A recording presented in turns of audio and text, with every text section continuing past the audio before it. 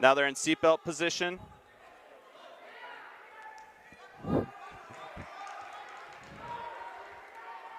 He's going for the gut wrench. And he looks like he's going to get 2 on it, and the play is out of bounds. Back to the center they go.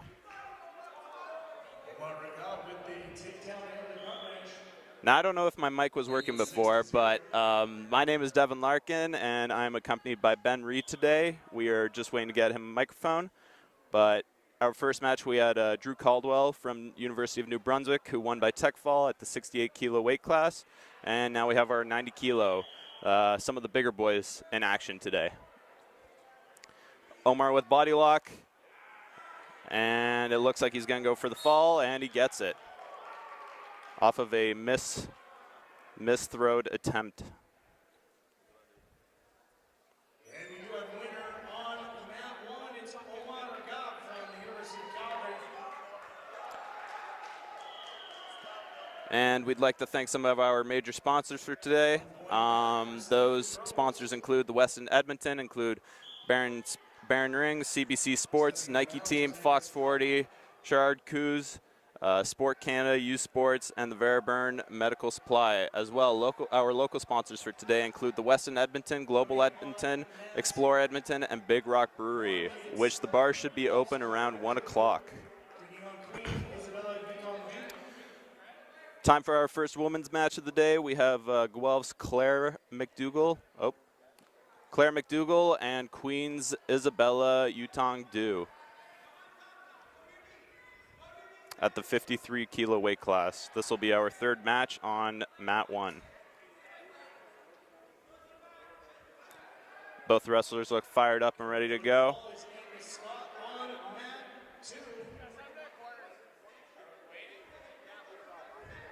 30 seconds remaining in the round.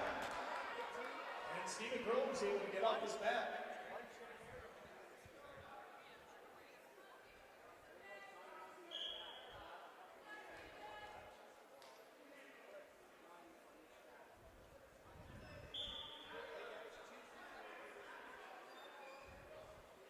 Looks like both wrestlers are getting a pep talk from their coaches before rushing into this match.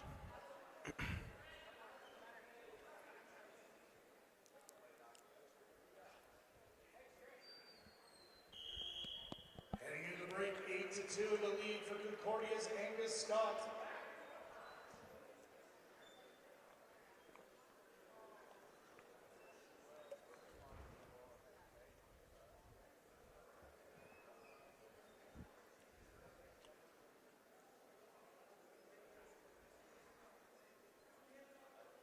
Well, while we have some time here, we'll tell you about the 50-50 that's currently going on. Golden Bears and Pandas Athletics are hosting the final 50-50 of the 2022-2023 varsity season. Get your tickets online at bearsandpandas.ca/5050 to be a part of the action.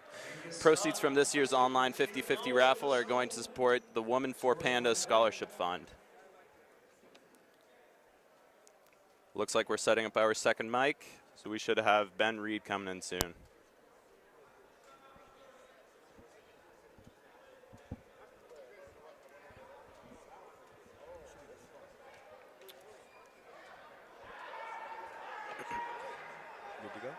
Okay, awesome. Hello? Yeah, can hear you. Okay, awesome. Yeah, I'm Ben Reed. I'll be your analyst here.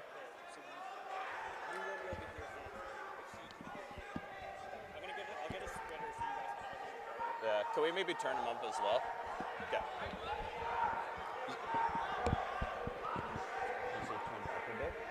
Stephen Groves securing a takedown. Okay, so you're on one. Okay, you can talk. Check. Is that better? Check. Yeah, that's beautiful. Wonderful. Awesome.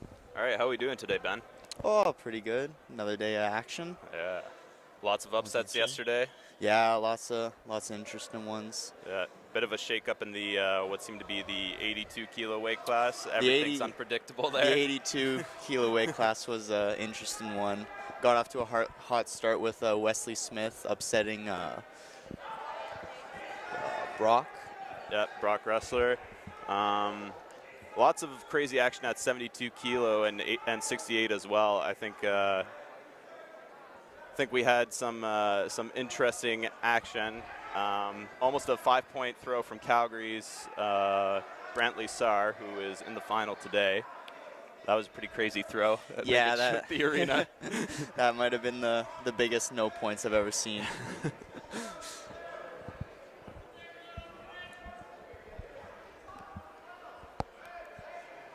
As previously mentioned, we're just awaiting some action from our first women's match of the day, 53 kilos.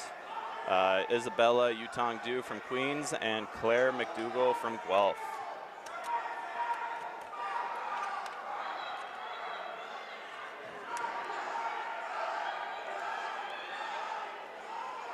As you can probably hear through the live stream, a lot of screaming from the other mat. We have a Clash of the Titans battle over there, heavyweight match. Stephen Gross from Alberta and Angus Scott from Concordia University. Looks like a tight score going into the end of the second there. Still lots of action possible. About 20 seconds left. Oh, Stephen with the big high crotch takedown for 2. 2-point takedown for Stephen Groves. Score is going to be 9-8. Trailing by 1. Angus Scott trying to hold on. He goes for the double. Is he going to get it? Oh, and he gets it. He should be in the lead now. 1 point. 1 point advantage. The lead to Stephen Groves from Alberta.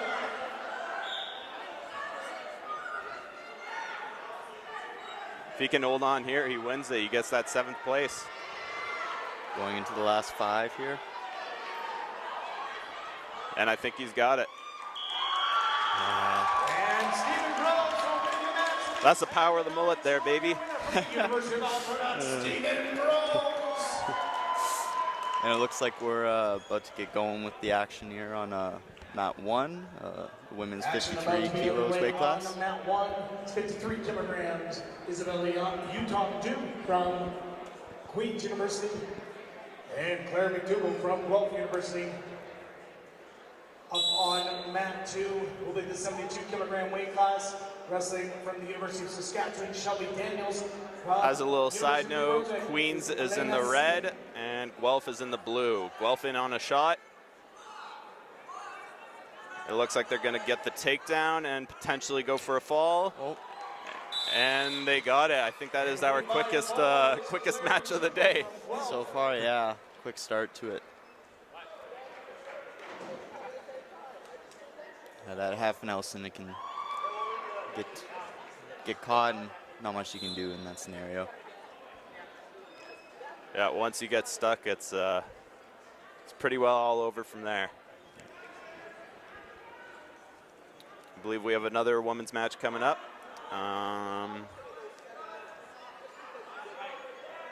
Looks like wrestler from Queens and Calgary, I'd say. She scores 2 points on the takedown. I think we're awaiting the other mat, same as last match.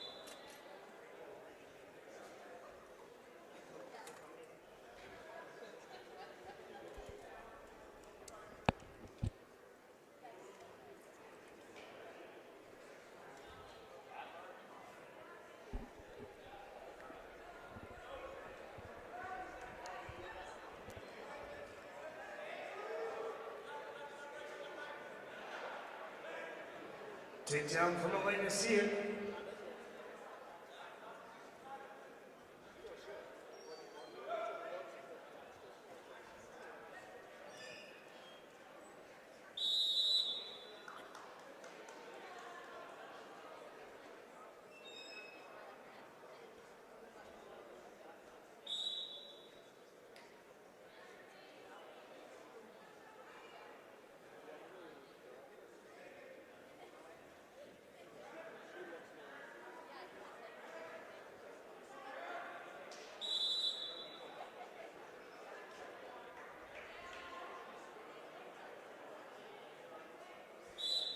1 point for Shelby Daniels. As Lennon Sieg stepping out of bounds.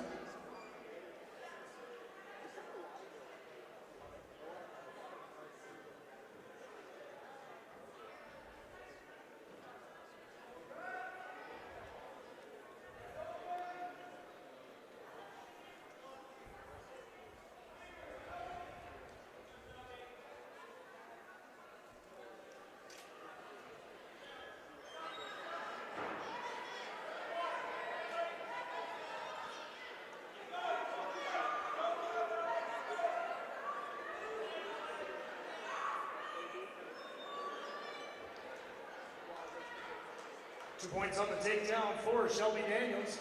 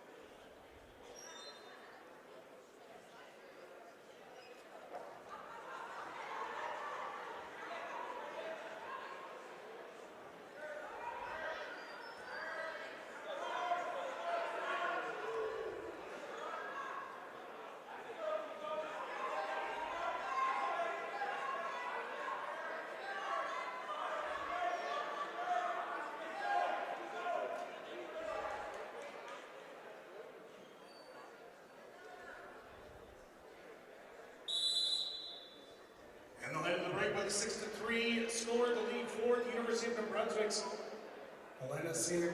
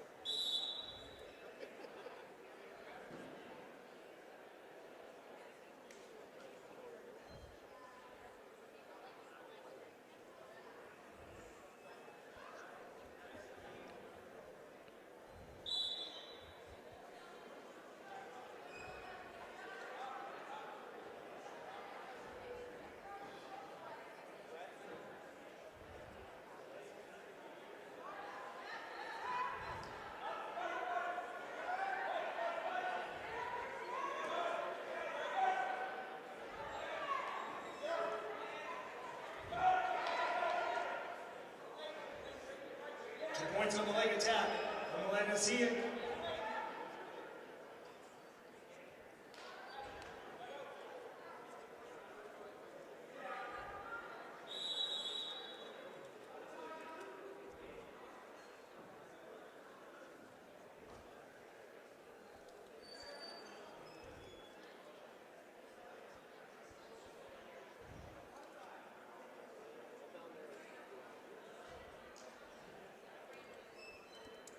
Major sponsors of the 2023 Friends of the World Cup of Wrestling Society U Sports Wrestling Championship presented by the Westin Edmonton include Baron Rings, CBC Sports, Nike Team, Fox 40, Charade Goose, Sport Canada, U Sports, and Barraburn Medical Supply.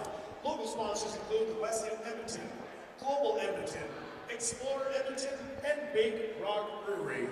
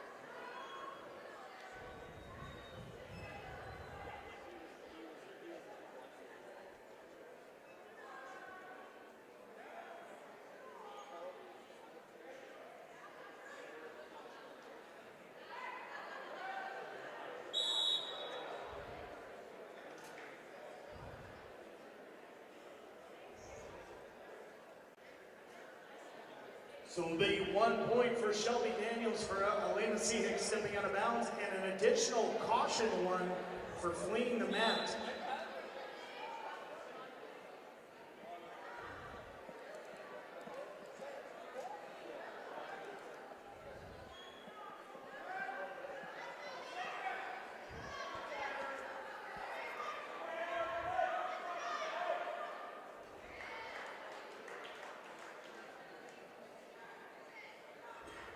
There's a takedown from Shelby Daniels. Looking for more here with the leg ride. Unable to score on the ground, trailing by 2 is Daniels from Saskatchewan.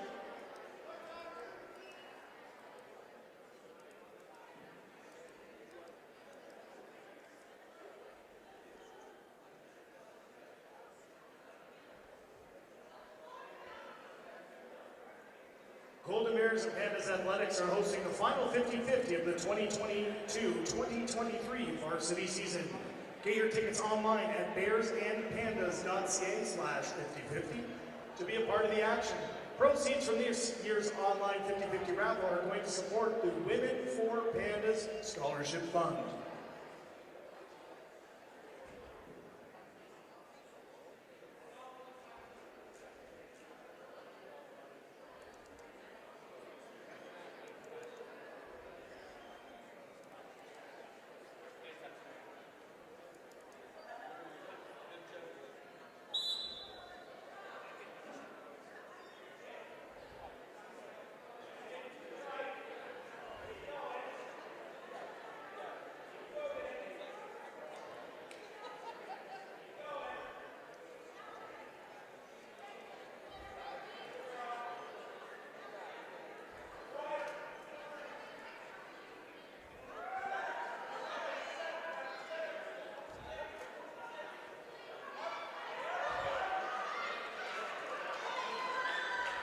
Two points for Shelby Daniels, makes the score 9-8. There was a missing single point on that from the caution earlier.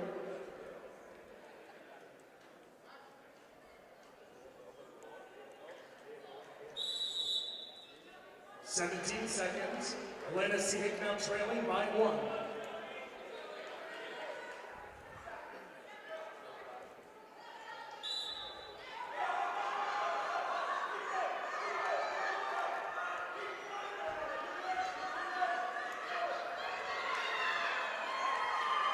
Two more points on the takedown for Shelby Daniels, makes the score 11-8. And that's how it's going to end. Your winner from the University of Saskatchewan, Shelby Daniels. All right, looks like we got the action rolling again. We have Queens' Marth LaPlante Brady and Calgary's Jelena Callan at the women's 82 kilo weight class. University of Calgary has Carol in their corner, who is a former Olympian for Canada, which is always very cool to see.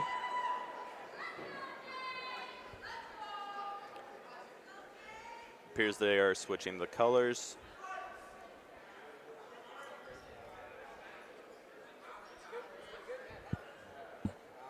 Or they're attempting to switch the colors.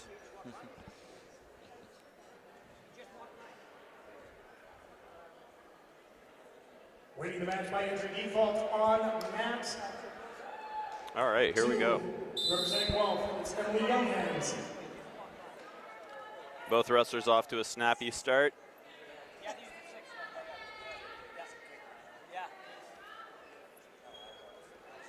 Queens wrestler going for a foot sweep. I'm going to grab him. I'll find out for you.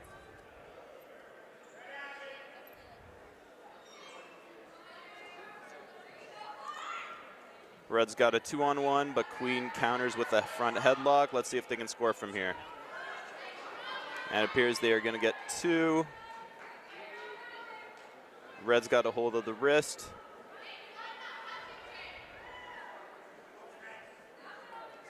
Red again, not opening up. We call that negative wrestling, which you can actually get caution for. First 2 points to Queens, LaPlante Brady. Blue up 2-0.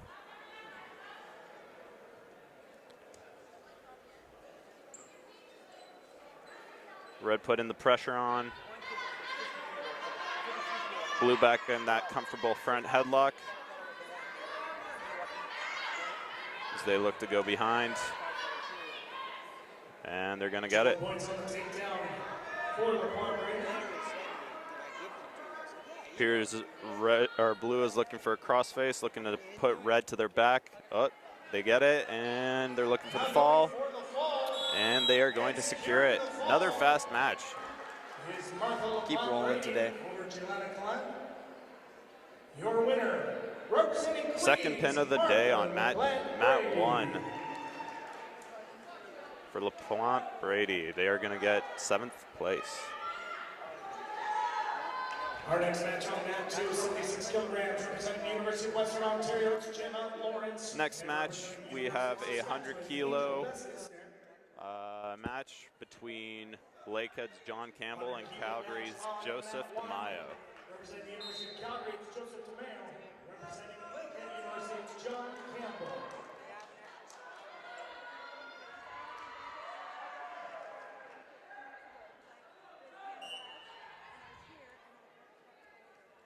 Red's grabbing an underhook. Combined with the front headlock, they're looking to switch off. Hopefully snap the blue wrestler down.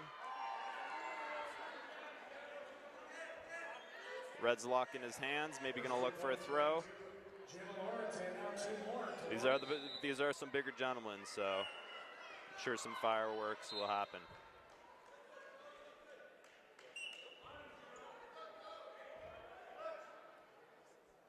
Both wrestlers looking for inside ties.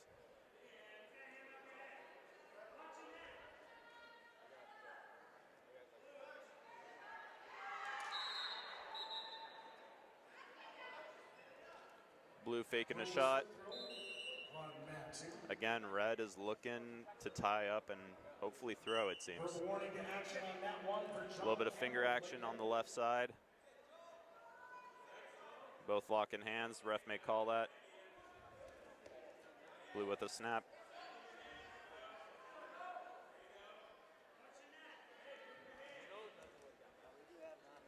Blue's starting to pick up the action here, trying to avoid the passivity call.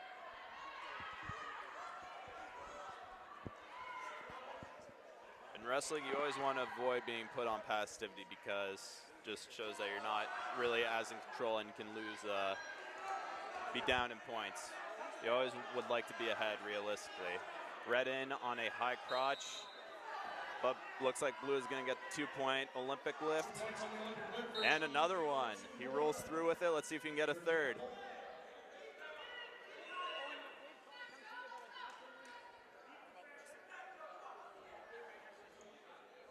Interesting counterattack there that we see from Lakehead.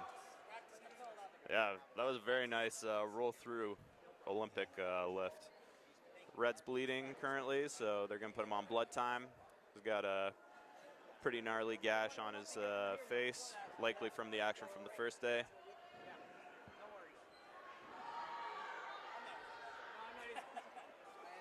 Blue's got a bit of his blood on his singlet and thigh from that high crotch attempt.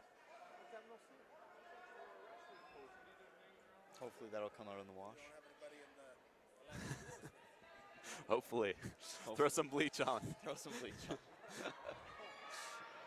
Looks like they're going to be taping up Joseph DeMaio's head. And arm here for Best Estera, going for the fall, 1973. It's always a fashionable look in the world of wrestling. And the fall is called for your winner from the University of Saskatchewan, Angel Mescasier.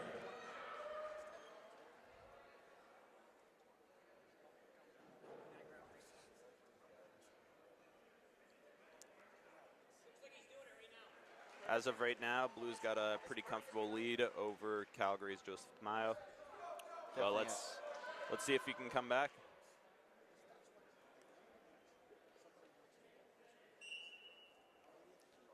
Again, red grabbing the fingers. Oh, and he comes in with a hard snap, goes to front headlock.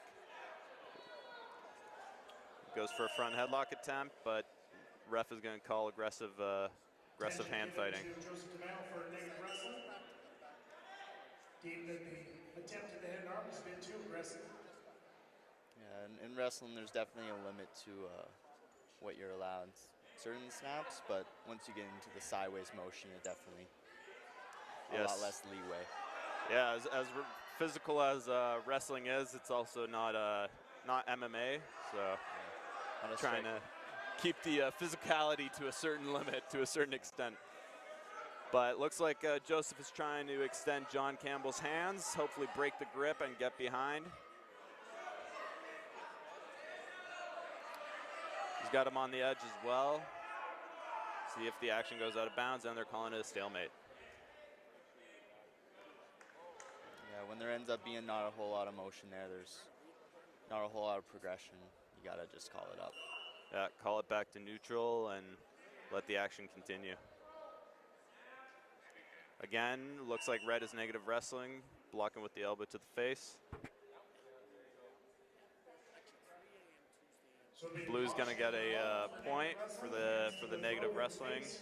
Red's been continuously warned, but looks like John is on a single leg attempt again, but doesn't, is forced to let go.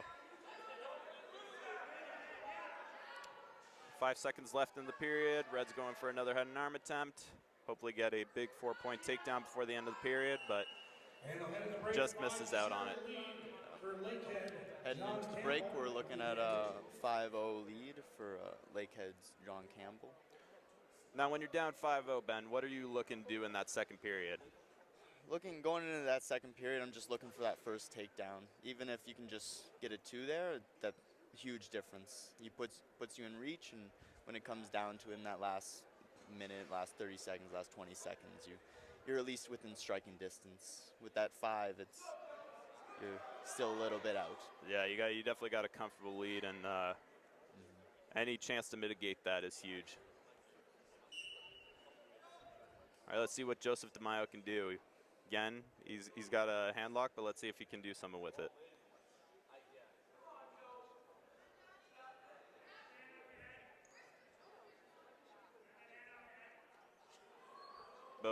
Both wrestlers looking for some inside control.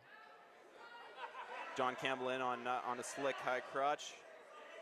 What he's got to do here is try and lift Joseph DeMaio up or switch off to that double. Looks like he's going to get it. He's going to get 2 points. He's up 7-0, going for a turn, and he gets a nice transition going out of bounds. Should be up 9-0 now, going back to the center. Yeah, this is almost more dangerous than a 5-0 lead. Just right at that edge. And again, DeMaio is bleeding. Let's see if they'll call the blood time. And it looks like they are. Really taking this break, if you're John Campbell, you got to just stay focused here. You got to stay zoned in. You only need the 1 point for the tech fall and a comfortable lead, but it can all go south pretty fast if you don't come back in focused. Definitely. In freestyle wrestling, anything can happen at any moment. If you're Joseph DeMaio, looking just catch a breath and pretty much throw the kitchen sink at John Campbell. But he's got 2 minutes to do it, so. Definitely has time. Yeah, definitely has a lot of time. Working from over-under position. This is normally known as a Greco position. Lots of crazy throws can happen. John Campbell with the throw. Is he going to get it? Looks like he is. Gave him 2. I think it was 4. 4 big points for John Campbell means and that is going to be a tech fall. Your winner representing Lakehead University. Your winner, John Campbell, by a 13-0 technical superiority. Ending it with a beautiful throw as well. Indeed. It's a nice Greco lock. Match getting started over on mat 2, representing Wolf University, Lauren Chu. Representing Next we have a 50-kilo women's match. We have Lakehead's Nina Zijic and Brock's Kristen de Torres. Big contrast from what we just saw. Much different style of wrestling. Yes, very dynamic. The lighter weight classes are, as you would know, Ben. Yeah, myself. Oh, and it looks like we're going to get a medical default. On mat 1 is Brock's Kristen de Torres. Well, that may have been our quickest match of the day. I believe it was. Looks here now that we're going to the 57 kilogram weight class. We have Tristan Keiko from Guelph and Stefan Neuron from York. Looks like we'll be starting that action quite shortly as our other mat wraps up. Both are Ontario-based universities, so I have a feeling these two have probably faced each other before. But again, it is U Sports Nationals, and anything can happen, right? This is arguably one of the biggest, well, the biggest university competition in all of Canada. So, see what happens. You can definitely have the big moments come out and just surprise you. Definitely.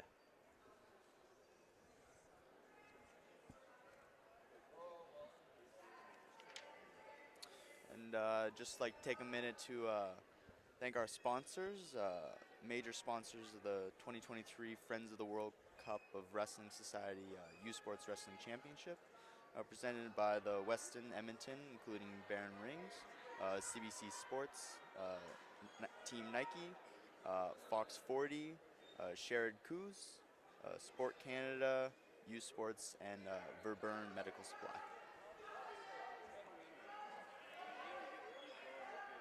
And for our sponsor of the day, we got our major sponsors of the 2023.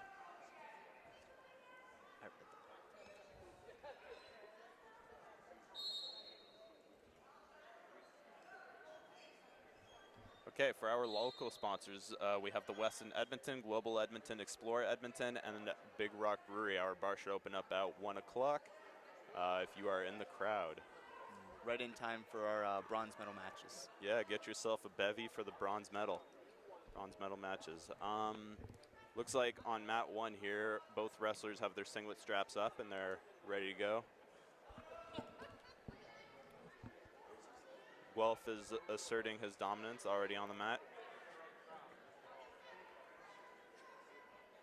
Can always be an interesting time. Try and stay focused and warm while you're waiting on certain delays. Definitely. That can almost be like one of the biggest challenges with a wrestling tournament too, is how long the tournament goes. Especially yesterday, went from 12 to I believe 8 o'clock at night. You gotta find a way to stay mentally focused. Definitely mentally focused, and then also just you can't physically drain yourself too much. You can't be.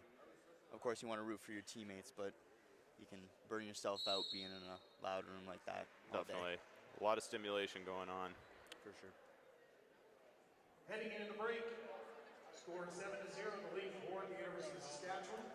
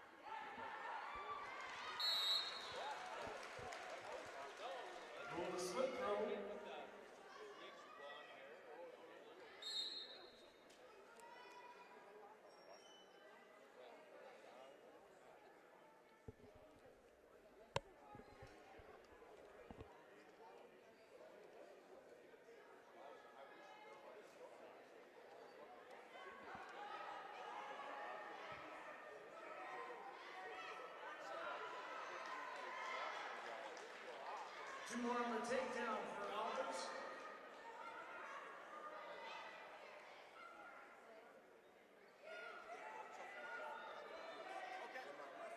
I don't see Dean's here, and I don't see like 138 remaining, 9-0. right there. No, I totally no. But yesterday I gave them a master change, and I haven't seen anybody that right now. Well, are they? How about that's green things? Like I understand the process. Yeah, and that's what they're trying to do. I told them about master for sure. Dude, yesterday I said no, so I he came back and said, appreciate it. Thank you.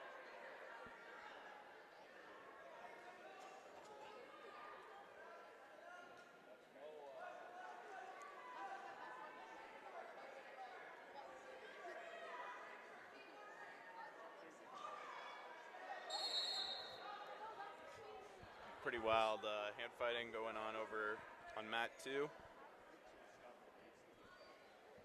Little club definitely wakes you up in the morning. Got about 40 seconds left on that match, and then we should be starting up here over on mat 1.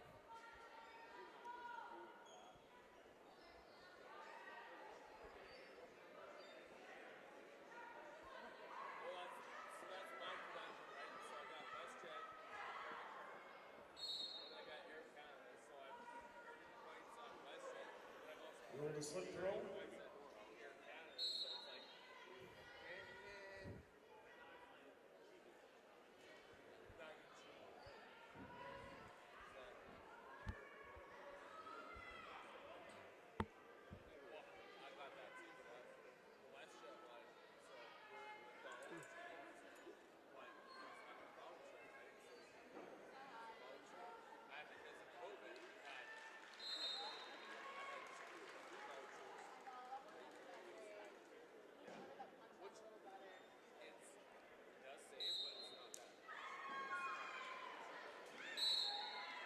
And Angela Albers will win the match with a 9-0 score. Your winner at 63 kilograms from the University of Saskatchewan, Angela Albers. And with wrapping up the action on mat 2, it looks like we're going to get started here quite shortly. Wrestling now on mat 1 from York University, it's Stefan Miron. Again, we have Guelph's Tristan Keiko and York's Stefan Neron. See what these two gentlemen got. Division on mat 1 on mat 2 is Donovan Newdorf. Blue looking for that left side underhook, trying to establish good position. 65 kilograms, men's division. Working from that front headlock.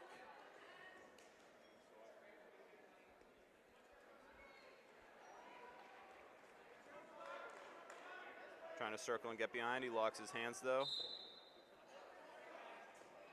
Head in the hole, gets 2. Gets the gut wrench as well. Gets another one. Gets another one. Is he gonna get the tech fall? And it looks like he is. Yeah, sometimes that's how it goes. If your opponent has a good gut, can just take one takedown sometimes.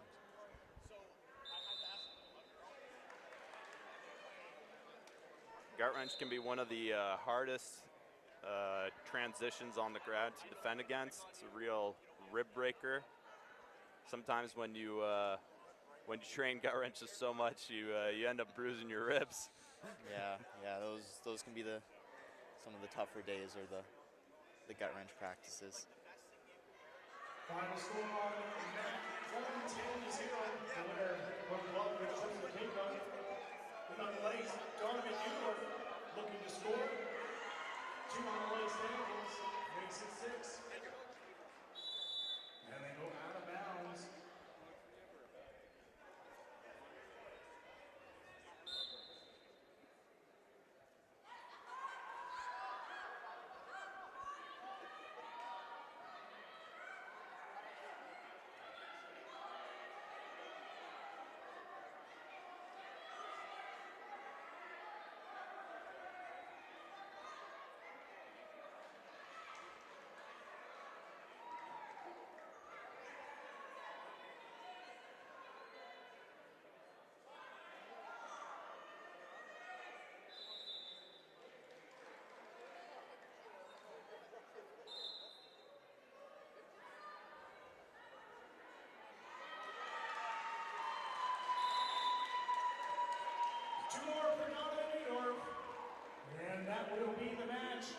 your final score, 10-0, your winner at 65 kilograms.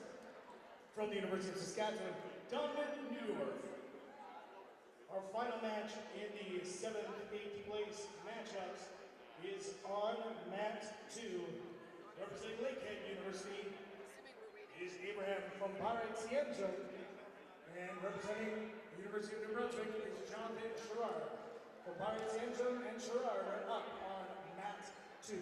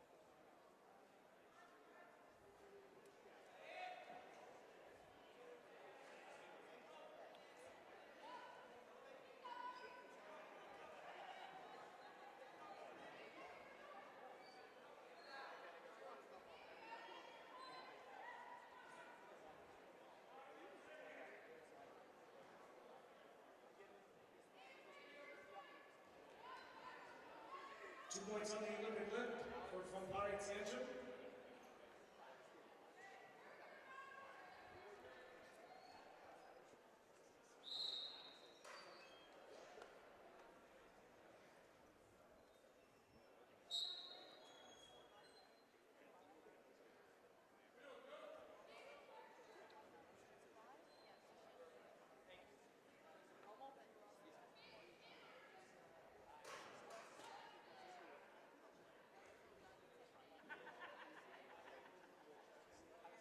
More over Paraitsienzo. He now leads 4-0.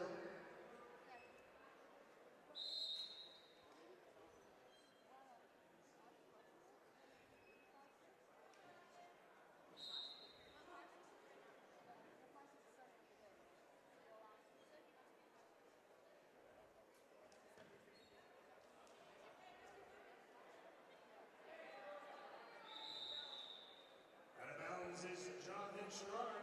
Will be 1 for the step out of bounds, and they will give the caution 1 for fleeing the mat as well, so 6 total points.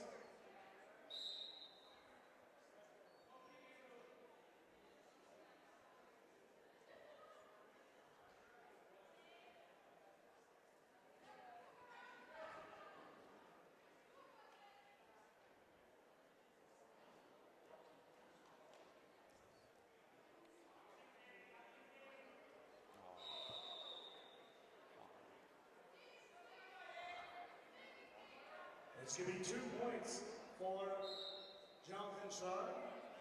From Pari trying to throw and Sherrard capturing the leg, taking him down to the mat. 2 points right back from Paraitsienzo.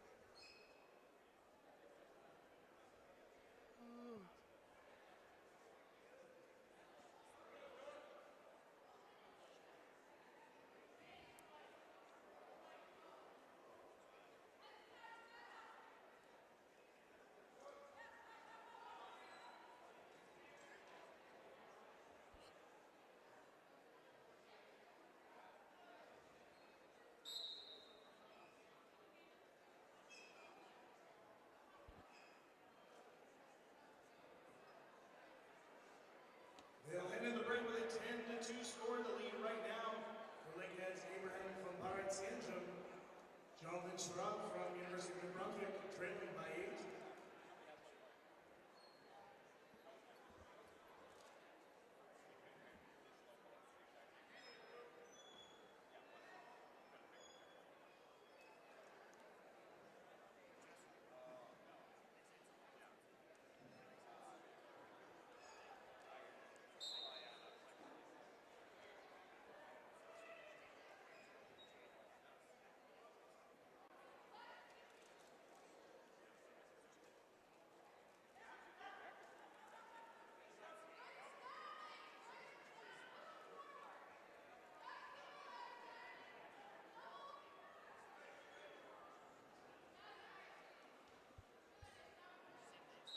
Two more makes the score 12-2 for your winner, representing Lakehead University, Abraham Fabarai Tencho.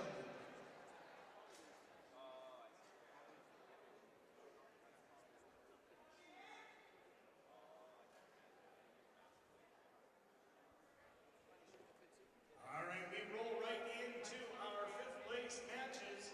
Starting off on mat 1 with 59-kilogram women's division. Representing Lakehead University, Isabella Calais. And representing Guelph University, Rebecca Reiters. Right, it appears we are moving on to our 5th place matches. And on mat 2, it's the men's 125-kilogram weight class. Representing the University of Calgary, it's Joseph Duffy. And he will be winning by an entry default.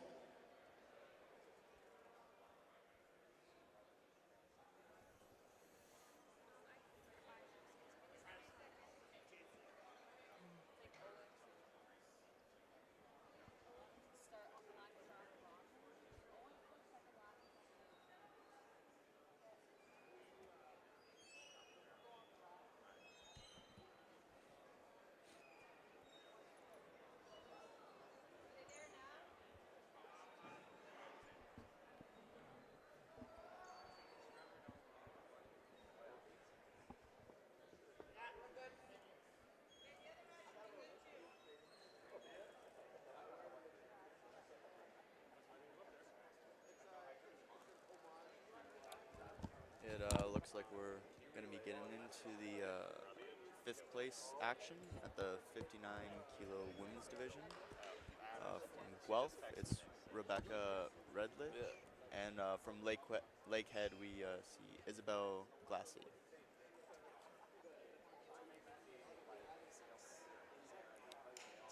Isabel in the blue, Rebecca in the black and blue. Please, Piers Guelph will be the red wrestler, and Lakehead will be blue. Red wrestler looking to go behind. Just got a hand on the hamstring, which always has a little bit more control when going behind. But blue's looking for a push-up point, and she may get it. Refs calling no points. I think one stepped out, but the other refs are calling it as well, so it's like no points, neutral position.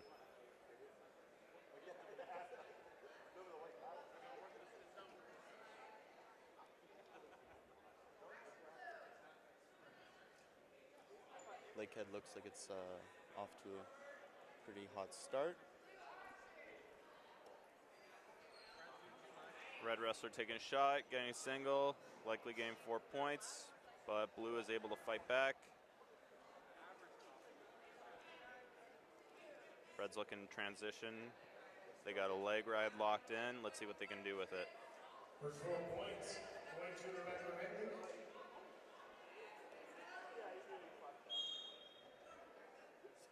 No action. Score is being called back to the center.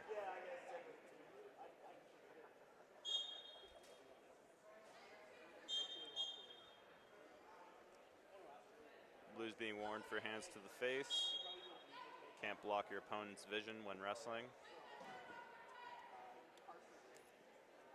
Blue with a shuck by attempt, but no success.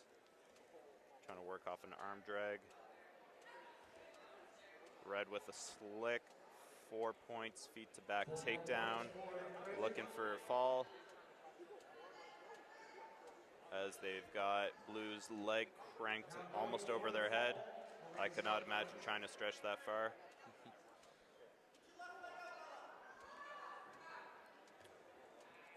And it looks like she's going to secure the fall. That is Rebecca Redlich from Guelph University taking your 5th place position.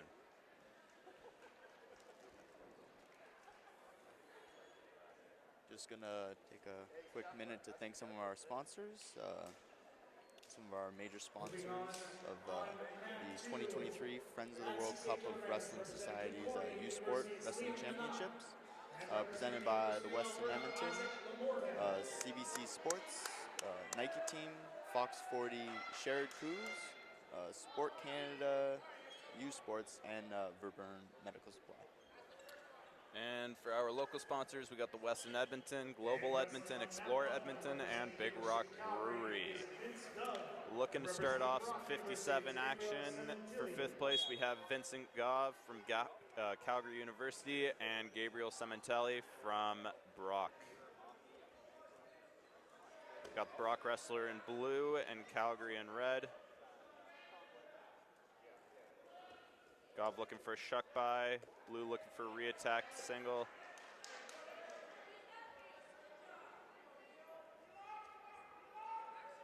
Blue's working 2-on-1.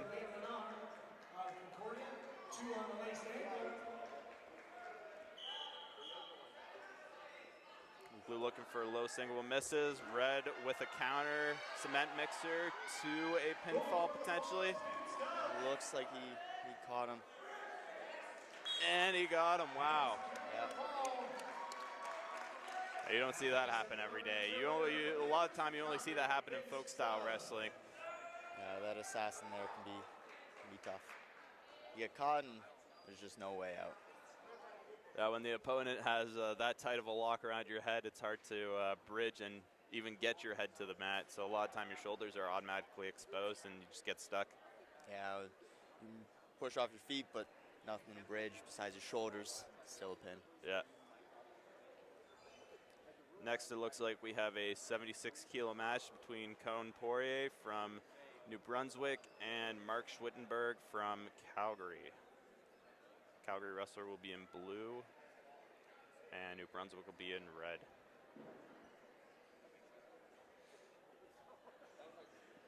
The action stopped on mat 2 due to some blood coming from the head of Liam Manal.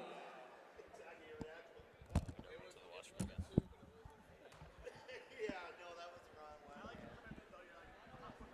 Yeah, exactly. I can't even hear you speak. I just hear Devin. No, I'll probably put up the wrong one. Are you talking? Really? He's like, he's the main. Oh, he's like the side player. Yeah. Then it makes some like jokes to spice it up, right? I'm trying. You're like trying to think. It also kind of sucks because you have to quit now. Yeah. So it's like it is so weird how it happens. Every single one of our matches, I don't think a single one is good. They're all fast. Almost every single one of those is fun. And it's like, I noticed that. so you just have nothing. Yeah, I know. It's like, oh yeah, we'll check. You're like, all right, we got 20 seconds. volleyball wrestler red.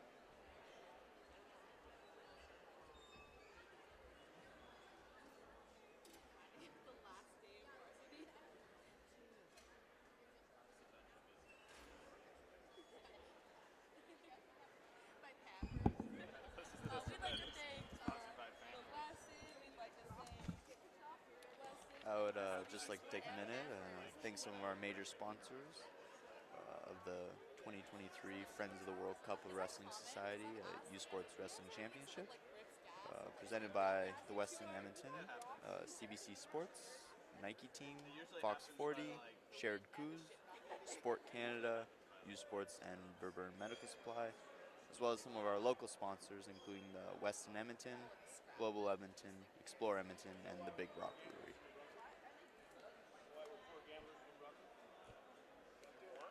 As well, the Golden Bears and Pandas Athletic are hosting the final 50-50 of the 2022-2023 varsity season. Get your tickets online at bearsandpandas.ca/5050 to be a part of the action. Proceeds from this year's online 50-50 raffle are going to support the Women for Pandas Scholarship Fund.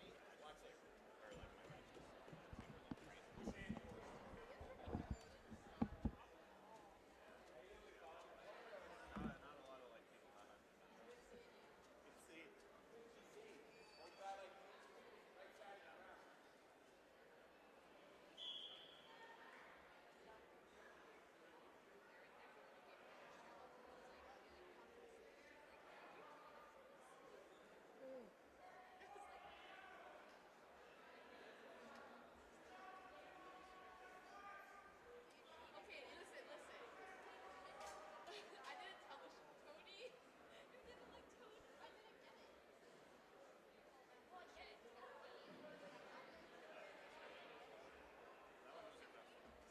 What's a DJ's favorite sauce?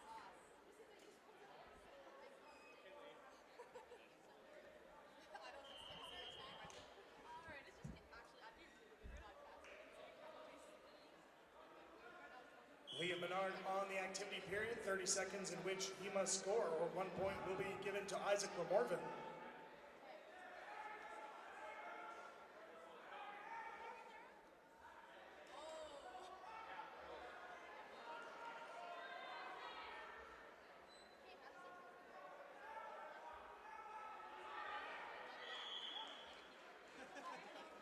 One point for Menard, extends the lead 5-0. It also satisfies the activity period.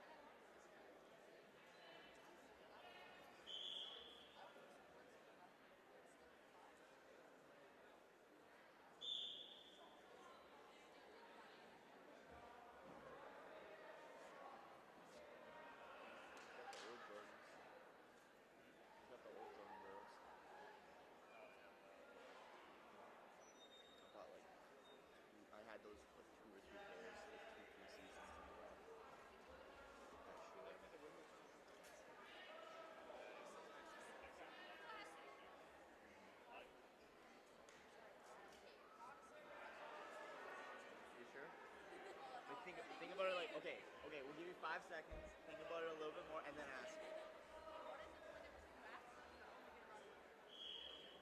No, they're running both, but they're trying to make it so that they end at the same time. Yeah. Otherwise, this one's on third place matches, and that one just started fifth. –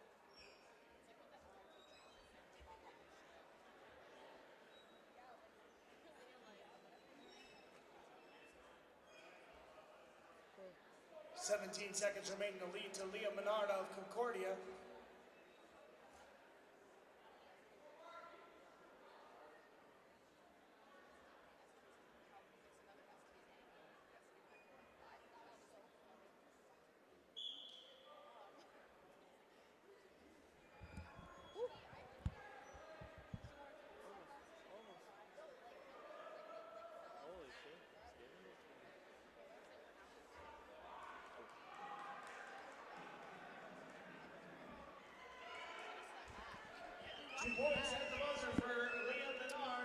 looks like with the conclusion of action on mat 2, we're gonna get going here at the 76 men's weight class. From Calgary in the red, we have Mark Schuldenberg, and from New Brunswick, we have Cohen Poirier in the blue. Representing the University of Calgary, it's Mark Schwichtenberg. Representing the University of New Brunswick, it's Cohen Poirier. Mark, the wrestler with the yellow headgear on, he's looking for left side underhook, looking to get this action started. Rock University, it's Joe Sherpa. Representing Guelph University, Nick Titora. Looks like he's got wrist on the right side, but loses it. Cohen going for a shuck by, trying to set that up with what seems to be a foot sweep. Look for an ankle pick. Goes for the shuck by again. He almost gets it that time. Schwimberg in on a high C. They're in what's called the crackdown position, which can be a very neutral position. Cohen Poirier's best decision is look for that high crotch. He's got to scoot his hips a little bit over to the left side, get his foot to the mat. Mark's making some great defense, and it looks like Mark is going to get 2 for the exposure. Calgary wrestler on top. Is he going to get a transition? Breaks down Cohen to the mat.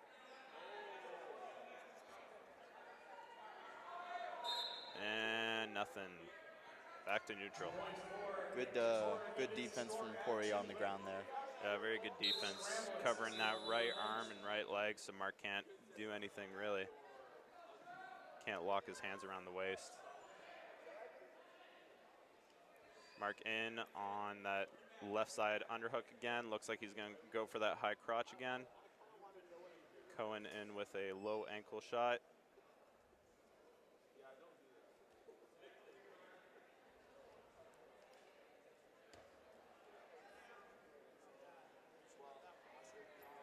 Goes for the shuck by again. He's got him on the edge. Let's see if he can get that push-out point. Mark has his wrist, goes for the high crotch and gets in again. Cohen in on that high crotch. Now would be a great time to throw it. But it looks like he's going to try and get behind. He's got his knee right behind his ankle, and he gets the 2. 2-2. But due to the person who scored last, Cohen is ahead. Strong defense on the ground from Mark, really shutting each other down when they get in that offensive position. And it looks like we're going to have some more blood time. Lots of bleeding today. I believe from all the physicality going on in the first day, some wounds are still fresh on wrestlers for the second day. So.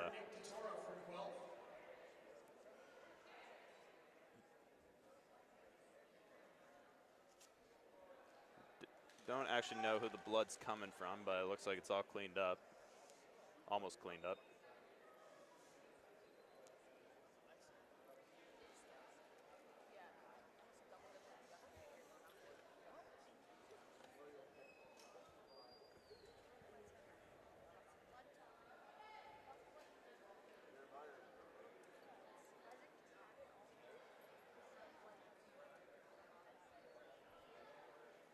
All right, we're all tied up here. Cohen in the lead due to him being the last wrestler to score. Got about 40 seconds left in the round. Both wrestlers hand fighting hard, trying to get that inside position to set up their attacks. Cohen in on a leg. Is he going to get it? He switches to a single. Only problem is his head is stuck in the middle underneath Mark's legs, but he gets that head out, finishes, turns the corner on the double, gets 2. But defense has been really good here, so see what he can do. He's looking for a leg ride, it appears. Don't think he's going to get anything, though. It really ends up being a battle of who can get their tie in the tie-ups and set up their shots properly. Definitely, and who can cut that corner once they're in, right? Oh, yeah. Your head is stuck in the middle, very hard to finish a leg attack. But Mark in, and is he going to get 1 point? Looks like Cohen reversed it. All refs are calling 1 point for Cohen Poirier. He's going to be up 5-2 at the end of the period. Really seems like Mark's the aggressor here with that underhook, but gets some good counter offense from Poirier. Definitely. It looks like Poirier is trying to like hang on to those elbows almost, try and look for a duck, but switch off to a high crotch or a single leg and finish from there.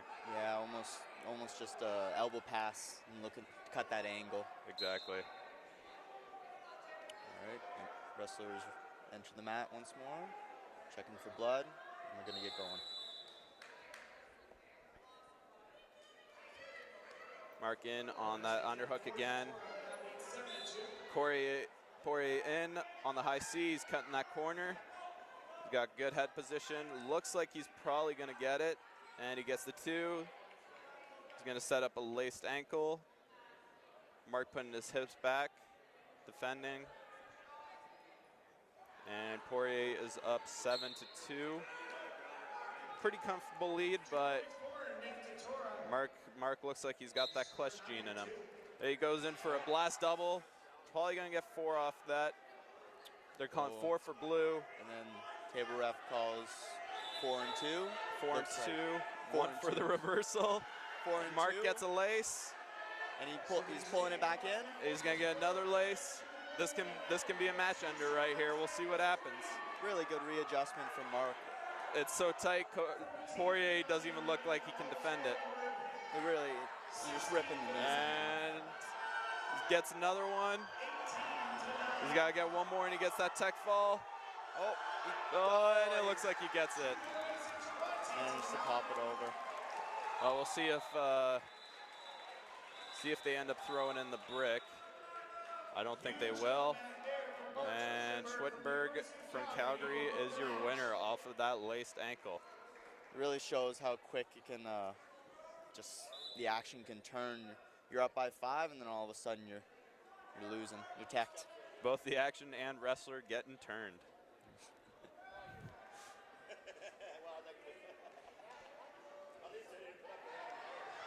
Pretty competitive the whole way through, but Schwittenberg manages to pull it off with the laced ankle in the end. Yeah, you saw once one person could get their ground offense working, it was not much there. And they're going to head into break with a 9-4 score, the lead for Nick Katora of Guelph. Just like to thank some of our sponsors of the 2023 Friends of the World Cup of Wrestling Society's U Sport Wrestling Championship, presented by the Westin Edmonton, including Baron Rings, CBC Sports, Nike Team, Fox 40, Shared Coups, Sport Canada, U Sports, and Verboom Medical Supply.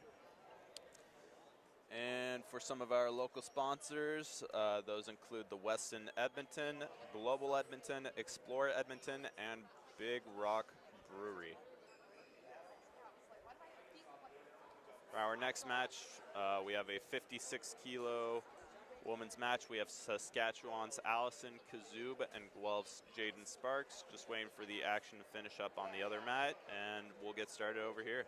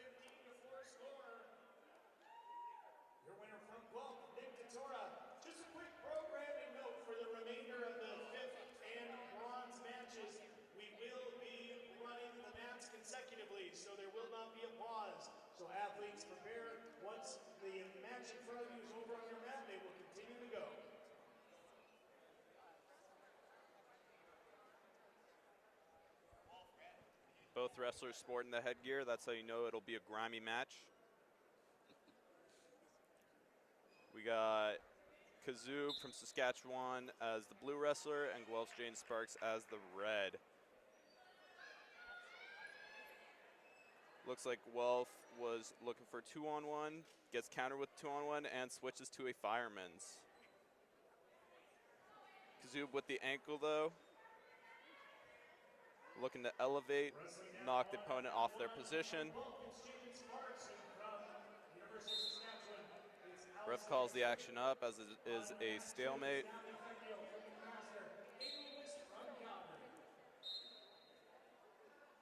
Again, looking for that fireman's, but switches off to a high crotch, little below where they would like to be, so they're trying to elevate that ankle. Again, Kazoob grabs the ankle to neutralize the position. And another stalemate.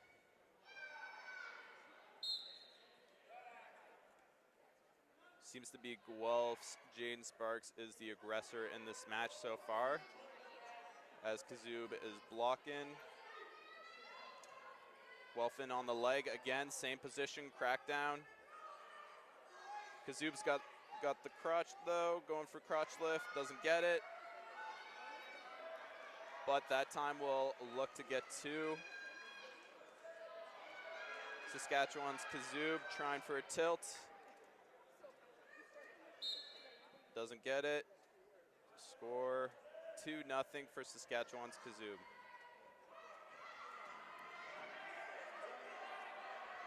Looks like a little bit of an issue here between the refs, just on some calls. They're sorting it out now. A little miscommunication, but potentially over what color is which.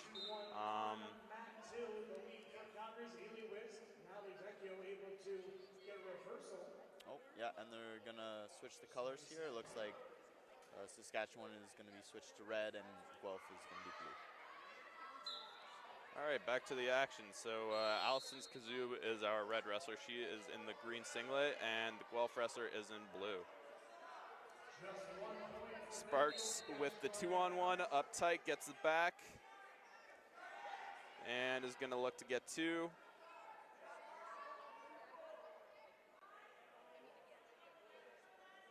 Looks like they are trying for a chicken wing tilt. They've got that arm locked. Gonna try and walk around the head, but I don't know if they will end up getting it as time is running short. Score is 2-2. Jaden Sparks has the advantage as they were the last to score. Looking for that 2-on-1 again, trying to set up a takedown, gets a snap. Kazoob in on the leg, is forced to let go, but is working on that elbow, looking to pass that elbow by and get behind.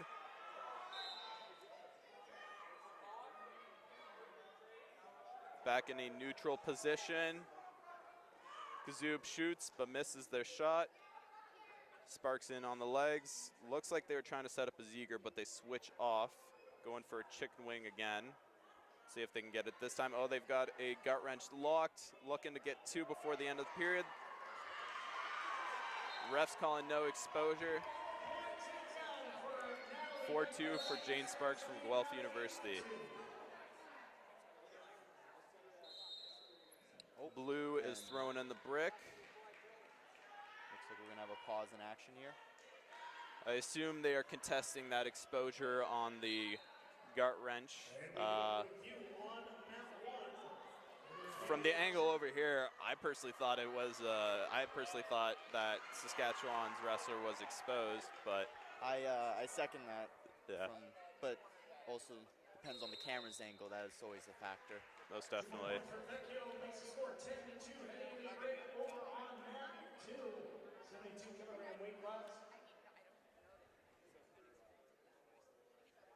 I'd say so far we've definitely seen Guelph be the aggressor in this scenario, just in the hand fight and the overall action, but reflecting on the scoreboard, not so much.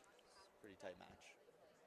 Green's got that counter wrestling from that crackdown position. A lot of ankle grabbing, try and essentially, neutralize that position and knock Sparks off of their base. Yeah, definitely some success there.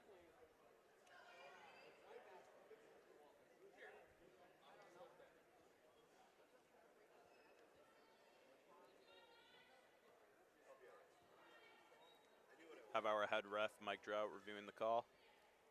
And it comes up. And they're going to give 2 blue, saying there was exposure. And Guelph is going to get their brick back since they won the call. If you do end up losing the call, then yeah, judges keep your brick. Sparks with the head pinch. I personally think it was 4. Table ref is going to call it 2. Sparks in on a crotch lift. Sass throws the brick in. A lot of action right off the bat there. Oh, wow. And we're going to have a challenge on mat 1. Indeed, camera's already over. Hopefully it was prepped and ready. Already prepped and ready for the brick. Head pinch is never a fun position to be in, as your arm is essentially locked tight to your ear and your head, and your neck is getting cranked. It's not fun, but very good response from Saskatchewan at first, coming out after the failed, or the, I guess, lost challenge, coming out shooting right away, but just excellent counterattack from Guelph. I agree. Here they're kind of looking for if there was a stop in the position, and then if there's a tilt or off the kind of center line that the Saskatchewan wrestler was driving. Yeah, I think they're trying to see if the Sask wrestler ended up putting Guelph to their back. From the looks of it, it looks like the move was initiated by blue and there was no exposure. Yep. And Sable is calling it to blue. yeah, so I think they get their brick back. They don't get the 4 that I think they were looking for, but score will end up being 8-2, and because of the change in score, they'll get their brick back. We got the score 8-2 for Jane Sparks Guelph. End of the period. Both wrestlers get a 30-second break. A little bit of a breather. Nice refocus. Yeah, a little bit of a water break. Got to stay hydrated in your matches, otherwise, Cramping. yeah, otherwise you can cramp up. And Yeah. Especially with the 2-day tournament, that proper nutrition, that proper hydration is key.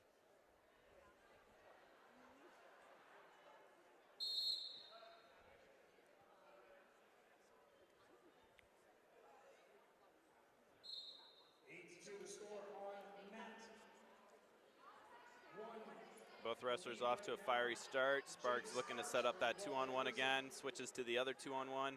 Trying to get a little bit on the outside and create an angle. Goes for a foot sweep. Looking to switch off to the back and switches to a fireman's. Are they going to get it? And ref is calling for blue. Yep. Head table's calling for blue, and it looks like that is a tech fall. Yeah. And Sask is calling, throwing the challenge brick in again, potentially looking to see if that was 2 points. Lots of camera action this match.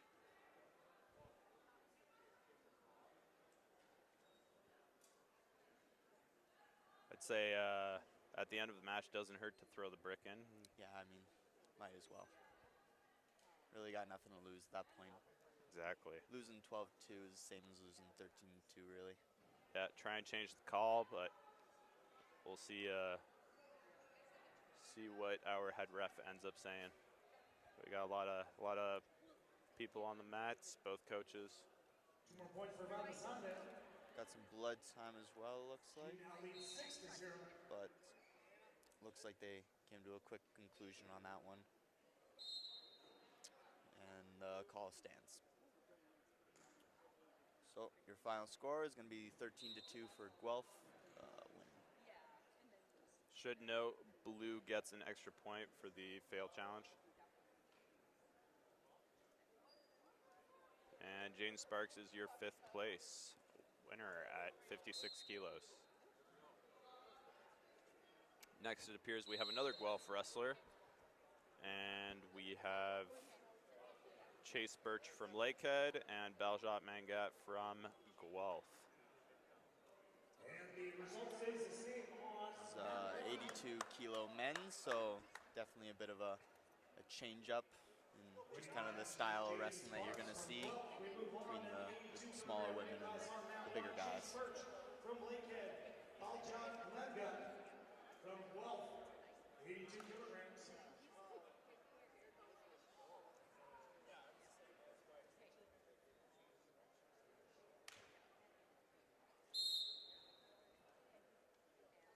We got Chase Birch with the left league stance. Baljot switches his stance to match. Red looking for a snap. Both wrestlers precise with their hand fight. Lakehead fires off a shot. Let's go. Baljot trying to counter. They front headlock, looking to break Chase Birch down to the mat. Birch gets out, which is always the right way to go, I'd say. Take down, get stuff. You want to get out of that front headlock ASAP, as it can be very, very physically tiring. Oh, and Lakehead is going to get takedown, looking for the pin, as he almost was getting pushed out, and he's going to secure the fall. Wow. Oh, it looks like Looks like Red has suffered potentially an injury, and we got trainer in. Yeah, when they both level change like that, you can end up head to head, and I think that's looks like what's happened here.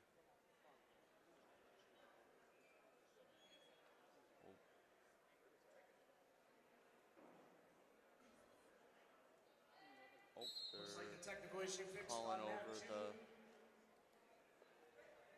It appears both wrestlers shot in at the same time, as Red was trying to drive Blue out. Blue shot in and potentially knocked him in the head. hopefully nothing too serious here. As described before, anything can happen in a wrestling match, whether that be injuries, turn of events, and scoring. Really is unpredictable at times. Oh, and it looks like Blue is going to be your winner, since they did secure the fall.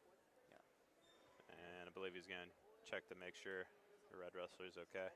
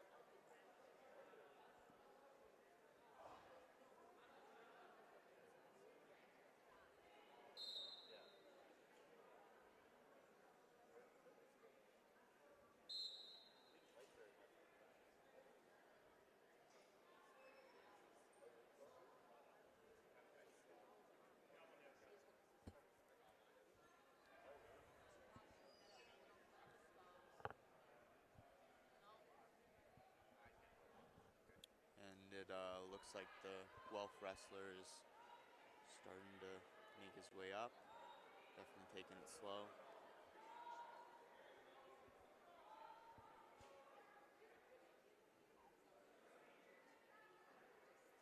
Always got to be precautious with these kind of things.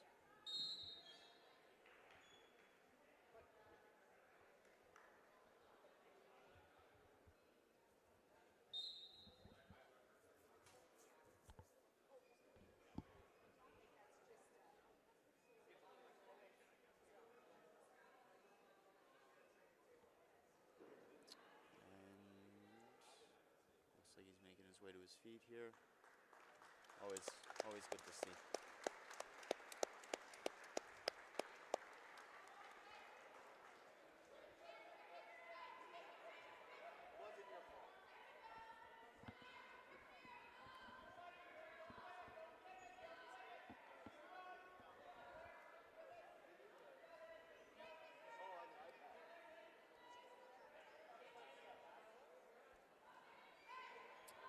right, next up we got Alexander Eisler from the University of Saskatchewan and Toronto's Arjan Chima, men's 90 kilos, another big matchup here for 5th place. Saskatchewan wearing the green singlet, Toronto in the blue and yellow. Number 1, it's 90 kilograms, representing University of Saskatchewan, Alexander Eisler. As we're waiting for action to catch up, should be ready to go in about 40 seconds or so.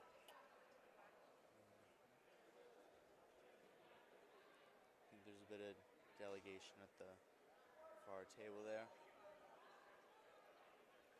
Yeah, looks like on this match today we've had a lot of pretty quick matches, quick pins for the most part, or tech falls.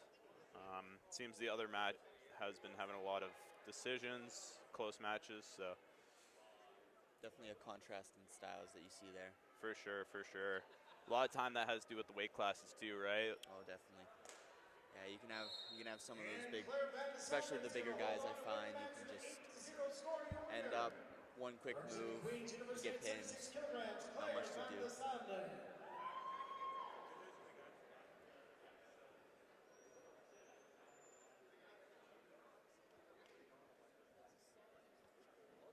Moving on now on mat 2. It's the 67 kilogram women's division, representing the University of Saskatchewan, it's Jenna Patricia. Alrighty, it looks like we're gonna get ready to go here at the men's 90 kilos.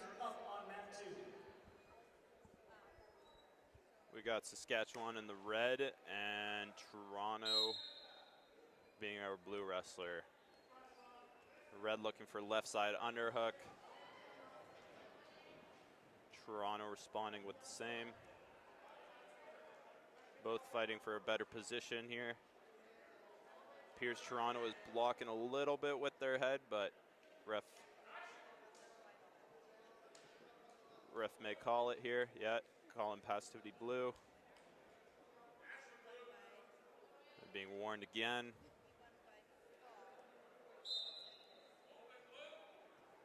Blue opens up. Red looking to capitalize on this.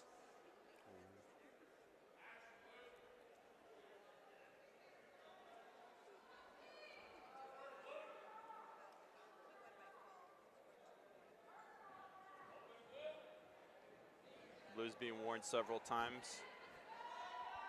And it appears they're going to give him the verbal warning. Sass fires off a shot right off the clock. Can't seem to find any success though. Both wrestlers fighting hard to get inside. Sass switches off 2-on-1, fires off double leg. Almost gets it that time. Blue looking counter and go behind. They switch to the front headlock. Mitigate any chance for Eisler to get behind. Eisler switches off, switches to the front headlock, head in the hole, gets their leg behind, looking to break Blue down. They do. Work a leg ride as a transition. See what they can do from here. They're switching off to a gut wrench. They almost get it. I would search hard for that again. Definitely. Sometimes it can be the second, third, even fourth attempt that it takes to break down your opponent in that defensive position. Yeah, they always say when in doubt, find another route. It's the way to go. Blue looking for that left side underhook. Usually in these bigger weight classes, we'll see a lot of Greco-Roman type positions. For those who don't know, Greco-Roman is upper body throws, counters only. Very, very physical wrestling. Blue switches, almost gets high crotch attempt. Good angle change there from Toronto. They switch to double unders. Now here, Blue looks like they're going to try and throw. Just got to adjust the body. Sass need to do something there. They went for a throw. Blue on top, scores 2-2 with Arjun in the lead since he was the last one to score. Ref's calling him up back to neutral.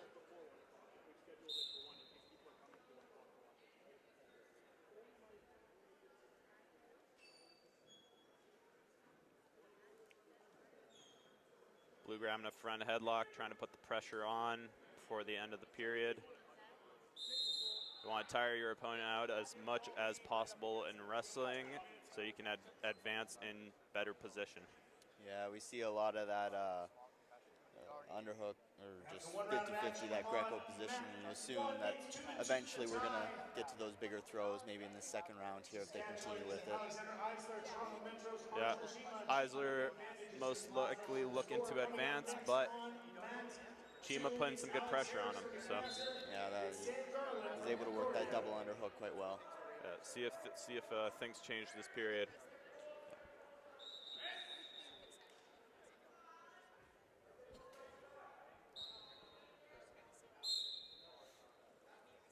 Again, both wrestlers looking for their underhook positions, trying to advance to some body locks, get into those big throws.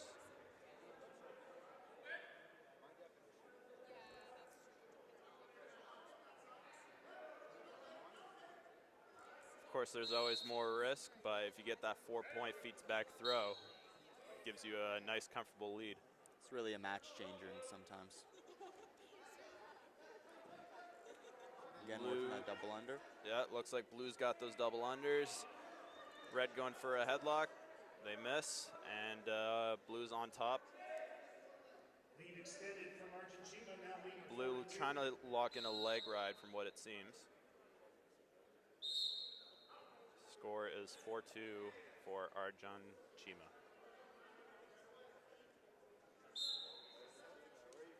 Eisler firing off more shots, but Arjun staying defensively sound.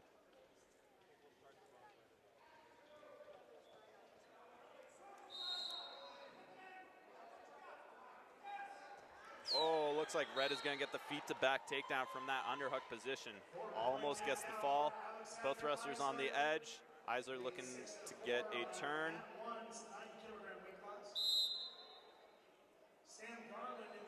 When you've got that much weight on the ground, though, it is hard to lift your opponent up. Yeah. Let alone even try to lock your hands. Got Arjun on the wrist. Back to a front headlock.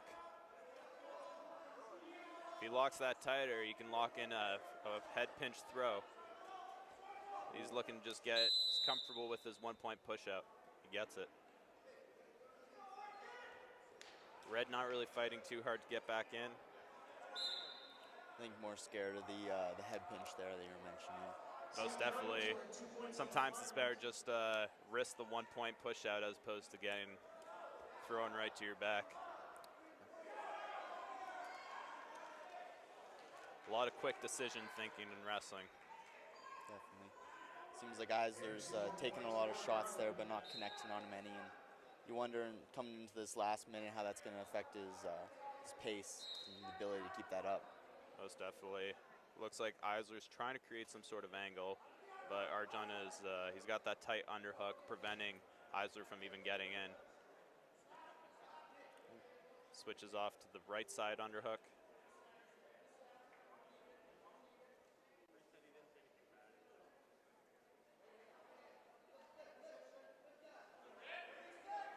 I've got a big feeling that a big throw is going to be coming.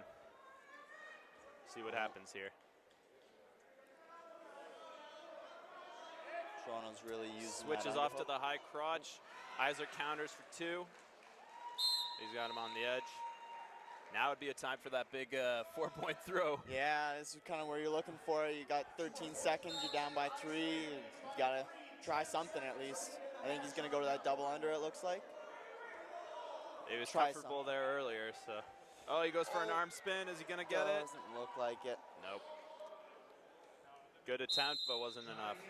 Yeah. We got Alexander Eisler as your 5th place at 90 kilos. Wrestler from Saskatchewan.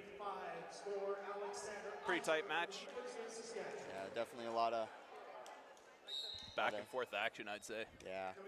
No, I really thought that Toronto was going to get start using those underhooks a bit better. He was getting in, but he just couldn't finish it up. Always amazing when you do see an arm spin get thrown and actually finished. Yeah, definitely not something you see a lot in a lot here. But when it happens. Oof, when it happens. All right, we got Brock's Dana Armstrong in the red and Western's Kendall Datloff in the purple singlet. This is your women's 53 kilo 5th place match. Western firing off a shot, but gets stuffed. Red looking for the head and hold takedown. It looks like they're trying to lock up a cradle. Had the body lock there, but was forced to let go due to Datloff's good defense. Datloff with an underhook, but lets go. Looking to fight back inside. Switches to a lock. Datloff has their arm locked, but lets go. Switches to a 2-on-1, trying to create an angle from here and hopefully get behind. A lot of time you can snap your opponent down in this position, but it looks like they are calling red passivity, given the verbal warning. Oh, and we're looking at some blood time from Western. I think just a nosebleed here. Just nosebleed, nothing casual. Nothing out of the ordinary. Yeah, definitely Western's controlling the action, it seems, with that 2-on-1, just grabbing a hold and really imposing her will. Yeah, definitely fighting for those upper body type positions. Yep. Potential arm drags, but as of right now, a lot of 2-on-1 offensive action. Looks like there's some more blood on the mat in the trainer from Western to wipe it up.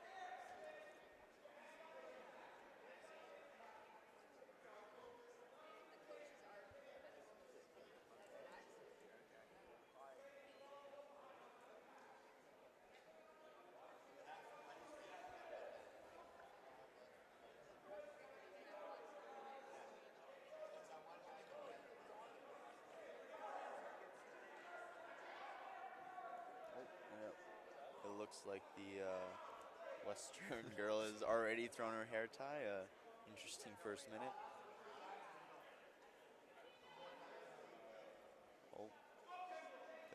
The Brock coach is on the match. Yeah, wiping down some more blood. Both wrestlers look dialed and ready to go, though. Yeah, definitely locked in. Both wrestlers got the hand on the mat. And the final score, 3-10-3, winning the match on mat number 2 at 72 kilograms. Again, Western trying to work a lot of these outside ties, it seems. Neutralize Brock's position from firing off what seems to be any kind of double legs or. On mat 2, 65 kilograms representing the University of Calgary. Armstrong's got the headlock, can't seem to hang on. Now they're both in a neutral over-under position. And they're calling red again for passivity. Got a little bit of more blood on the mat. Trainer gets it off, and Armstrong is on the 30-second shot clock. If they do not score within 30 seconds, point is awarded for Western's Kendall Datloff. However, if they do score, then shot clock is called off, and they get their takedown. It appears Datloff is looking to just tie Armstrong up and prevent any kind of action from happening. That said, they will get their 1-point advantage. And looks like they're going to get it. Back to the 2-on-1, Datloff goes. Again, just trying to ensure that Armstrong does not have an opportunity to fire off any shots. Armstrong working a underhook, trying to open up Datloff. Western seems like she's really controlled the position, but and she's gonna get the 4-point inside leg trip. Gets the fall as well off of it. Wow. And that's how quick it happens. You have a full 3 minutes of 1 point and not a whole lot, and all of a sudden it's over. Yeah, Datloff took the big risk and it paid off. Yeah. Honestly, inside leg trip's probably my favorite wrestling move. It's one that requires a lot of dexterity and technique. You just have to be slick with it, set it up properly, and Yeah, definitely not my personal favorite, but I know quite a 50-50 position at times. It's all right. Now we got Western's Paige Dixon in the red and Guelph's Logan Stimson.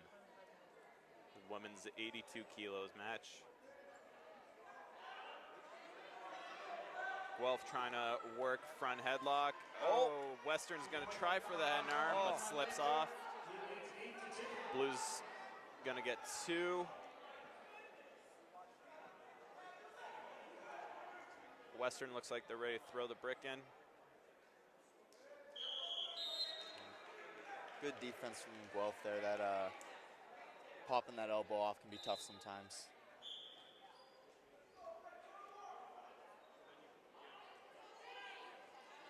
Got Guelph hanging on to a 2-on-1 again, trying to create that angle and block Western off from any sort of throw attempts. Guelph trying to lift her up, snap her down. Looks like she's going to try and work behind here. Let's see if she can get it. But Western does have a good grip on her elbow. Oh, turns it into a fireman's. Yeah, Western looks like is going to get the exposure here. Going to get 2 points, but she's looking for more. She's looking for a fall. Guelph has got her arm bent in a crazy position. The flexibility here is insane.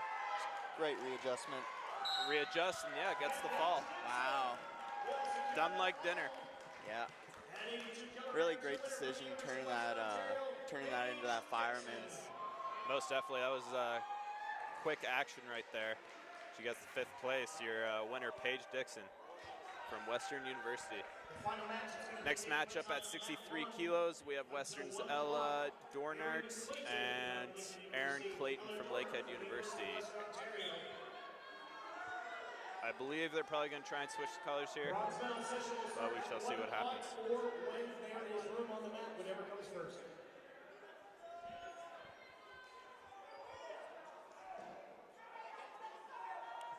Yeah, looks like we have a switch of colors. So Aaron Clayton from Lakehead is going to be blue, and Ella Dormature from Western is going to be red.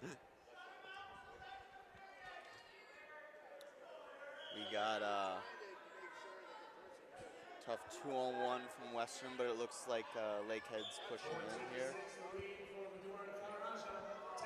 Definitely controlling the position, but not quite controlling the momentum of the.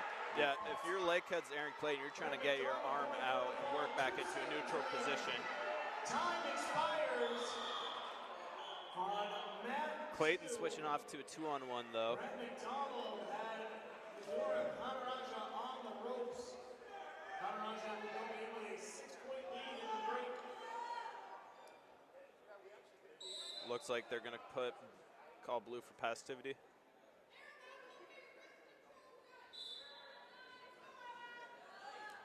Blue corner is liking the wrist control, but Dornart here neutralizing with the right side underhook, trying to get to a front headlock.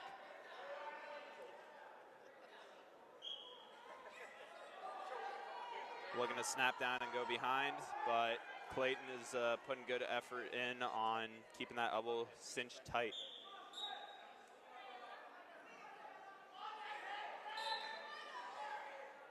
Western in on the right side underhook. Looks like Clayton is trying to mitigate that position.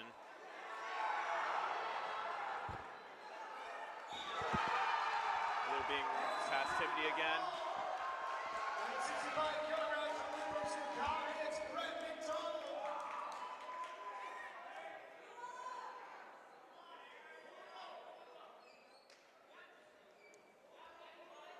Blue hanging on tight to that elbow.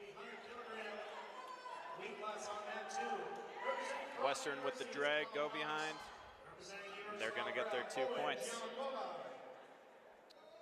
And it looks like with the passivity, they're going to get one on top of this, which is always a nice bonus. Exactly. A lot of international wrestlers will strategize that, take down their opponent when they see that they're on the clock and get that extra 1 point. 3 points is always a comfortable lead. Definitely better than 2. Always better than 2. It's like, oh wow. There's a Lakehead just got a passivity call, it seems, for an untied shoe. So that's another point to Western's Ella Dormanton. You don't see that happen every day. No, that's It's an interesting tactic for sure. I don't know if I would use it myself, but yeah. Say maybe not advised. Western in on the hip, switches to the leg to get behind, gets there too. Blues clasping their hands, trying to prevent any advance to a ground turn.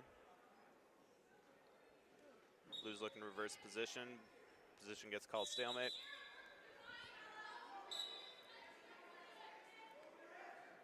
Western in on that right underhook. Just comfortable sitting there. With a 6-0 lead, you're really good with just chilling for the rest of the match, in all honesty. Yeah, definitely having some good control with it, though. And it looks like that's the end of our first round. We got Ella Dornart up 6-0 against Aaron Clayton from Lakehead University. If you're Lakehead's coaches here, what are you trying to say to Aaron? Are you trying to get her to be more active? Are you trying to focus out of the tile? I'd say if I was the Lakehead coach, I'd be trying to get my wrestler to put the pressure on, get Ella on the zone, and essentially force her to open up. As you can see, Ella here keeps using her right underhook to really neutralize any position that Aaron does have. So if you are Aaron, you are trying to put that pressure on, get Ella to open up and fire off your shots.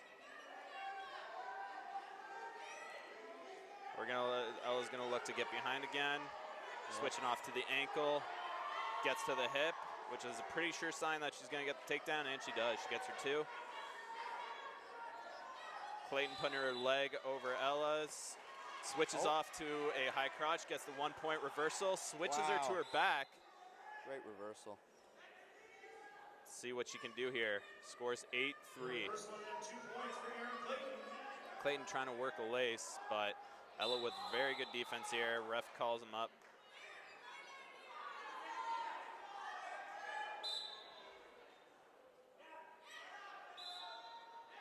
Ella working a 2-on-1 this time, switching it up from the right side underhook. She's got 2 minutes left. Again, she's got a comfortable 5-point lead. Really doesn't get much better than that. No, especially going into this last 2 minutes here, definitely slow down the scoring. Yeah, if you're Ella, you're just trying to hold position and ensure that your opponent doesn't score. Look for any kind of counter, which it appears she is trying to do here. She gets to the hip, gets that go behind again, but Aaron Clayton is hanging onto the wrist. Almost looks like the hand. Ref may call it. Yeah, it's telling red to open up, or blue to open up, correction.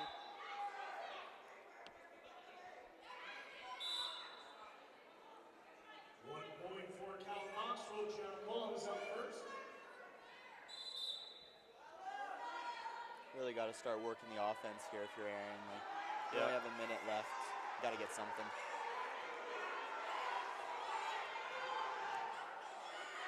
Aaron in on a shot here, looking to finish. She's got the leg, but Ella's got hold of her hand. Kind of looks like they're in a scramble position here, but if you're Ella, you want to protect that knee. If you're Aaron, you're trying to lift that leg up or scoot your hip over and pull your arm out, which it looks like she's going to do. So she gets her 2. She's cutting that score down slowly, but needs to hurry it up. Aggressive on the head there from Aaron. Really looking to pick up the pace here. She's got 30 seconds left to score 5 points. Fires off a double leg, gets stuffed. Ella locks in that quarter Nelson, switches her off to a front headlock. Looks like Aaron has her on the edge here, trying to get 1 point, maybe 4. Switches to a fireman's. Looks like Ella's going to do a nice Yeah, job of Ella's going blocking to try and get behind, searching for the butt drag, gets it. And she's going to get 2. Clayton do everything and anything in her power to mitigate it, but no success. So Ella Dornard is your 5th placer winner for Western University, women's 63 kilos.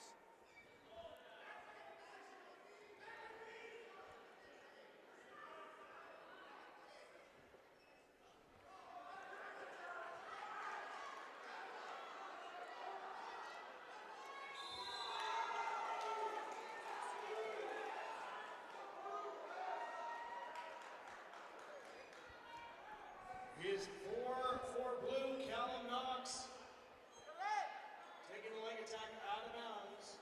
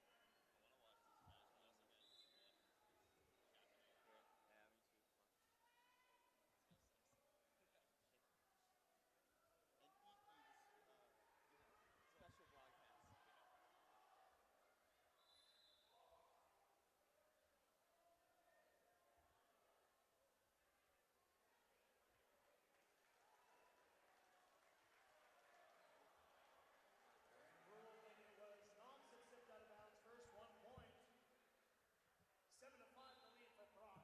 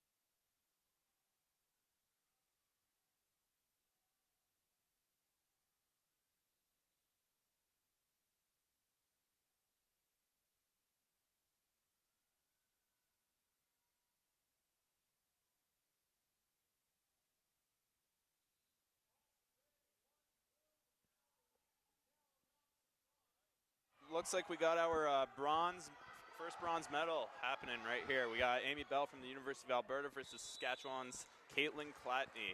Now, since it is 1 o'clock, if you would like to go grab yourself a beverage from Big Rock Brewery, you go right ahead. Some of our local sponsors today include the Westin Edmonton, Global Edmonton, Explore Edmonton, and of course Big Rock Brewery. Here we go, firing off some action.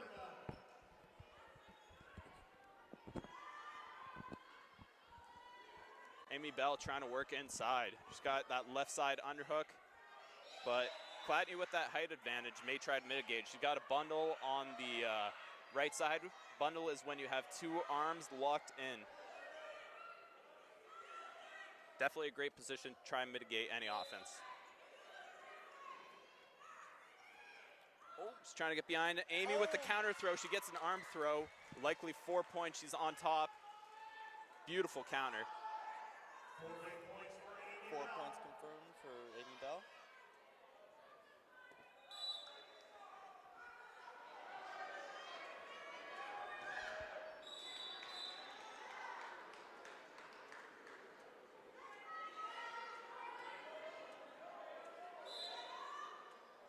Amy Bell working inside again. Clatney trying to work that bundle. match goes 2-on-1 to bundle. Quite an interesting setup to go behind. But Amy Bell again with the 4-point arm throw. This time Clatney gets the reversal for 1 point. Tries to switch off, back in the scram position. Clatney gets 2 for the exposure. And looks like Saskatchewan is going to throw in the challenge brick. With a challenge on I think they're trying to challenge the 4-point exposure, but we'll see what happens. Mike Trout, please report to that one. Yeah, definitely two very interesting wrestlers. Very contrasting styles. Amy a bit more of funky, I guess you would say. Yeah, very funky counter wrestler versus, I'd say maybe more defensive, strategist type wrestler.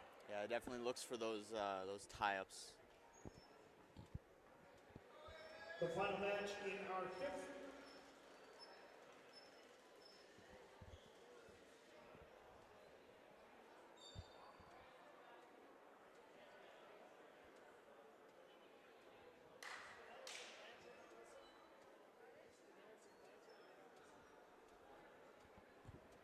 Mike Drought here reviewing the call.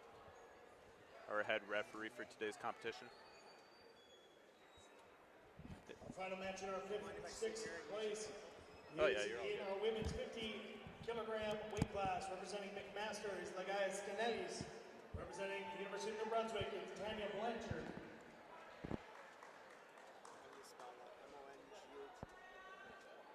Yep.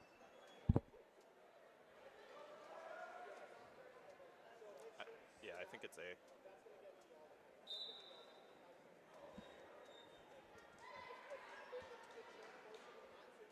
I believe Sass here is trying to challenge the exposure, saying it was a 2-point takedown as opposed to 4. Looks like the camera may not have completely got it. In that case, they would say the call stands and the red corner would get their brick back.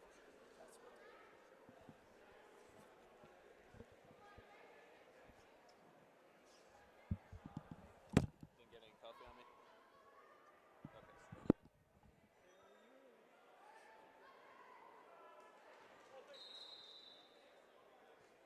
saying that. I think I'm looking for that. It was a universal chat.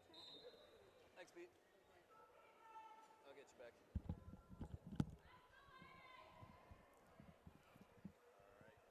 Looks like we're returning to the action now. Score stands 8-1, but as the video wasn't able to get a proper review, Sass does get their brick back. Clatney trying to work that front headlock. Both have front headlocks right now. Clatney advancing forward. Amy looking for a counter. She's got her on the edge. She looks for a double. She's going to get 4 for the takedown. No exposure for Sask. Wow. Oh, ref is given 2 for the 2 blue, but then the table gave 4. It looks like the refs are going to delegate. They're not quite sure on this one. Yeah, from the table over here, to me it looked like 4 points for Amy off a double leg. Yeah. Clatney looking for the crotch lift attempt, but I don't think there was any exposure at all. You really gotta look for that angle change. You gotta look for something. Oh, yep, and it comes back. Yeah, forward. they're calling it 4 red, and that is a tech fall for Amy Bell. She is your U Sports 2023 bronze medalist. From the University of Alberta, it's Amy Bell.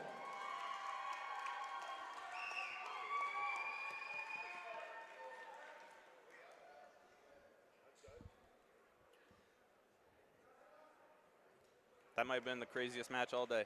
That was definitely on our mat. Definitely some funky positions for sure. All right, now we got our men's 68 kilos bronze medal. We have Calgary Shane Richards versus McMaster's Lucan Lawson. Pierce Shane Richards will be the red wrestler for today, and Lucan Lawson will be the blue. Both very tall wrestlers for their weight class. Richards looking for a low ankle. He's going to get it from what it seems. Yeah, he gets it. He's looking for a cross ankle. Very quick with that low ankle shot. When you have that reach advantage, it's definitely worth using. Trying to look for a Ziegler here, it seems. Switches to an arm but doesn't get anything. Both wrestlers back in neutral position.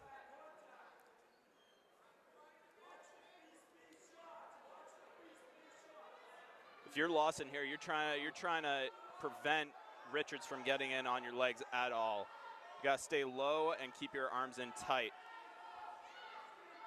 Shane Richards firing off, goes to crotch lift. Both wrestlers in a scramble position. Lawson in on the leg. If you're here, you're trying to split Richards' legs so he doesn't crotch lift you. Managed to get the points. 4-0 lead for Shane Richards. Both wrestlers in on over-under. Oh, and Lawson with crazy hip toss switch attempt. He's got Richards on his back, searching for the pin. Wow. You could feel it coming. You saw that he was looking for it with that arm there. Yeah. Yeah, if you're Lawson, you need to do anything in that position to make sure that Richard does not score. Yeah. No, here if you're Shane, you're fighting for your life at this point. Yeah, Richard's lifeline is to hold on right now, and he manages to get out of that position. Score is 4-4. However, due to classification points, Lawson is in the lead since he did get the 4-point throw attempt. It appears there is some more blood time. Pretty reoccurring event here. Yeah, if you're Shane in this scenario, you just got to reset. You up 4, you were wrestling good, and you just got caught, and you gotta bring it back. And if you're Luke and Lawson, you gotta go off this. You gotta keep going. You gotta press the action. Yeah, you gotta keep the ball rolling. As soon as you score that big 4, almost pin your opponent. You know Richard's gonna be physically tired after trying to fight off his back. When you have another full 68 kilos on you, that's a lot of weight right there. You gotta do everything and anything to get out of that bad position. Yeah, it looks like Luke and Lawson's here really ready. Yeah, Luke and Lawson looks like he's ready to fire off another throw. Working for that right side underhook. We'll see if he gets it.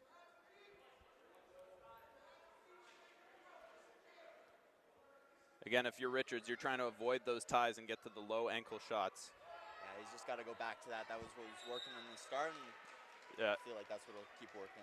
Yeah, he's got that speed and that reach advantage for sure. Oh, yeah. Lawson also quite tall, though. This is true, but it seems like they almost use their reach in a different way. Luke and Lawson's trying to do a lot more of some longer tie-ups versus Shane's trying to, off that break, trying to grab the ankle, it seems. Most definitely.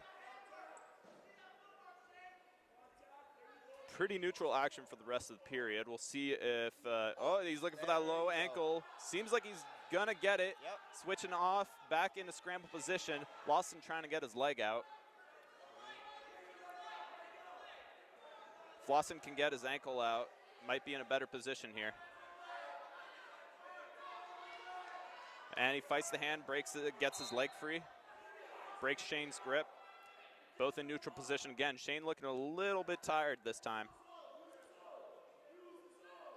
Lawson looking for the throw. Tries to get that extra 4 at the end of the period, but doesn't seem to get it.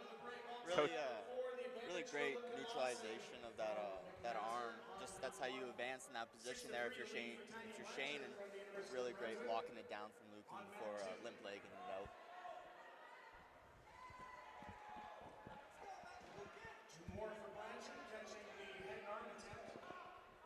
Lucan already back in the middle of the mat, and seems like Shane's taking his time a bit more, bit of blood. What do you think Calgary is telling Shane right now? I think if I'm Calgary's coaches, I'm saying off that break, you got to get to that ankle and you got to make sure that you finish that. It's great if you get to the ankle, but if you don't get any points off it, it's definitely a detriment. Coming down that stretch, you're exhausted. Yeah, sometimes getting caught in that front headlock is not exactly worth the risk, but we'll see what he can do here. He's trying to mix up the footwork, put the motion with the hands and feet together. I feel like if you're Lucan here, you just really, there's no point in sitting outside. You're just gonna have this happen. Yeah, he's fighting back in a scramble position. He's got the single leg. This is where he wants to be. Switches off to a double. With that long reach, he is able to get it. Locking in a leg ride, but I think he needs to get a little tighter on it. Switching off to a gut wrench. Let's see if he'll get it here.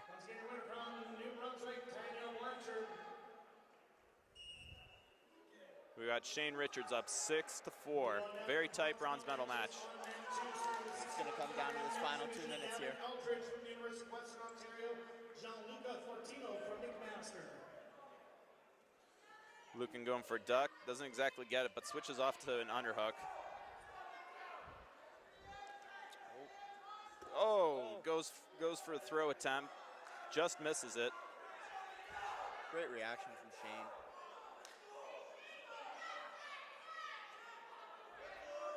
He's got Shane on the edge. Shane circles back in. Goes for duck and gets it that time. Beautiful outside duck. Beautiful super duck. Trying to switch in a gut wrench. He's got the arm locked, but wasn't low enough. Score is 6-6 for Lucan Lawson, as he was the last one to score, and he also has that 4-point throw. Shane looking like he's taking a bit of a breather here. At some point here, you gotta, you can't just let him take a breath. You gotta kind of, like at some point here. Lucan Lawson, raring to go. If I'm looking here, I see that my opponent is tired. I'm just going to fire off any and every shot possible. You're looking for your number one. You're looking for your bread and butter. Exactly. If I'm looking, I'm trying to score as many points as possible right now when my opponent is breathing hard. Yeah, you don't want it to come down to that last little 20 seconds, because at that time anything can happen, really. Lucan again, trying to apply that pressure. Red showing a bit of passivity here.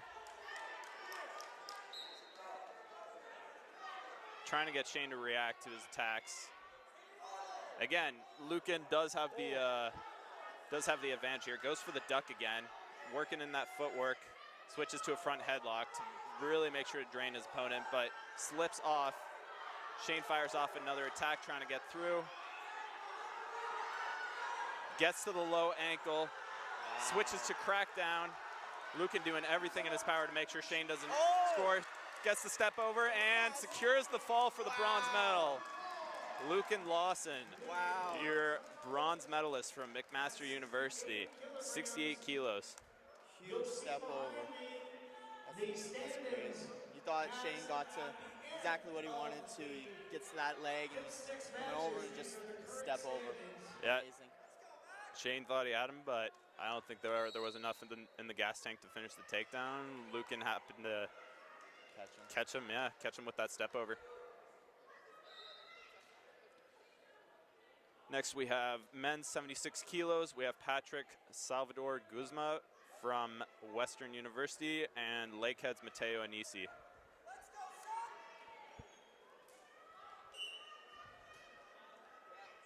Two points for Gavin Eldridge. He leads 42. Salvador firing off a shot but doesn't quite get it. Switches to a neutral position, both in over-under. Anisi trying to rise up on that right side underhook, but Salvador counters. Wow. Anisi going for the overhook throw. Doesn't necessarily get it, but is trying to hip him over. Switches his leg inside. Representing Lakehead, it's Mateo Anisi. Representing the University of Western Ontario, it's Patrick Salvador. Both wrestlers on the edge, fighting for better position. But ref is calling a stalemate. Off some quick action here. Mateo firing off a shot, but the leg was just a bit too far back. Fires off another shot to get some reaction going. Gets that left side underhook, but Guzman fights back even harder. Oh. Red might score here, gets the back off of a underhook shuck by. Gets his two, looking for a lace.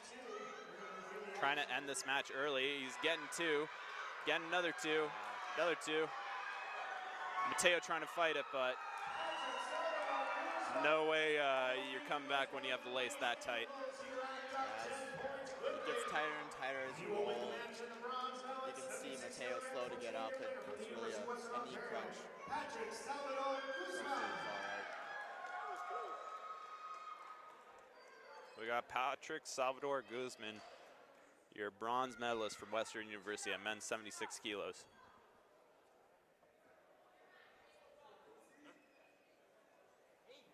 Coming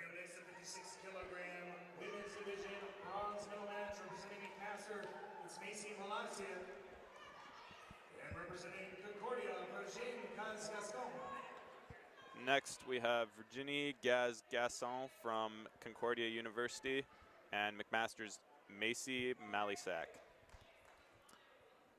Believe ref is just trying to get the colors coordinated here, as both wrestlers are wearing very similar attire. I would say pretty much Identical. identical colors, actually. All right, it looks like Concordia will be your red wrestler. They are in the maroon and yellow singlet. Meanwhile, McMaster is in the maroon, or the plain maroon. Both hand fighting hard here. Concordia showing lower body position.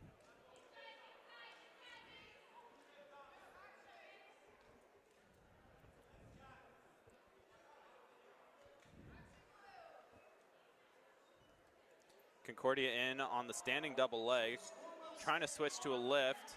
Might just have to settle for the 2 though. Sometimes you gotta switch off on the bigger scoring move to really ensure you get that takedown. Concordia, known for their laced ankles, looking to lock it up and also end the match early. Switches to a Ziegler position. McMaster looking for the crotch lift though. May end up getting it here. Both in a scramble position. McMaster wrestler goes over top.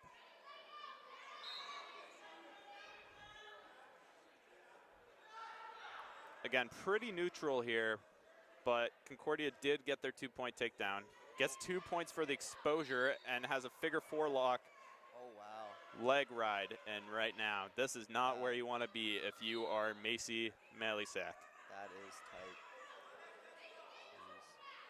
And you got a minute 30 to work here. Like you can just take your time, really. If you're Masick, you're trying to get that right ankle out, trying to free your leg up and return back to a neutral position on your stomach, but that's obviously way hard. Easier said than done. Appears here that Gasson is elevating the other leg, really searching hard for that fall, but still has an arm, switches off to the side, switches to a headlock pin.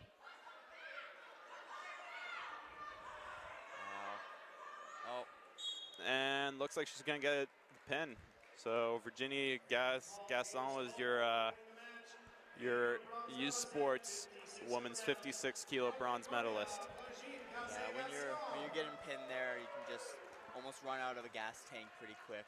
Yeah, a lot of time that figure 4 lock is so tight. If your legs are locked up, you're most likely just gonna want to get out of there. Yeah, and by any means necessary. Any means necessary, whether that's pinning yourself or painful position for sure. Definitely.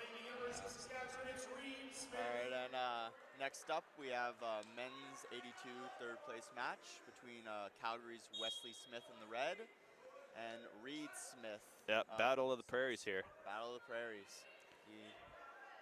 Wesley in on the edge. Oh, he goes for the 4-point attempt, doesn't really get it. Blue's gonna get 2 points. And it's gonna come back 1 Reed Smith for Sass. So yeah, they're calling it a step out, it looks like. Yeah, off to an early start. Fast start.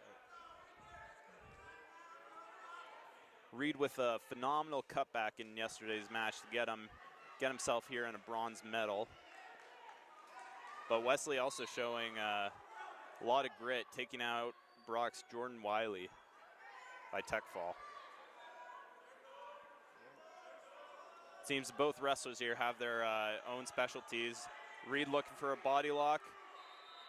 Oh, and he's gonna get the big 4-point throw on the edge. That is what you needed if you are Reed Smith. You love to see that. Like, yeah. That's exactly what you're going for, and it pans out perfect for him. It's that mustache power right there. It's the mustache. Hits a shuck by, but his leg is caught inside. Oh, and he's gonna get 4 for almost another cutback. He's looking for the pin here, it seems. Yeah.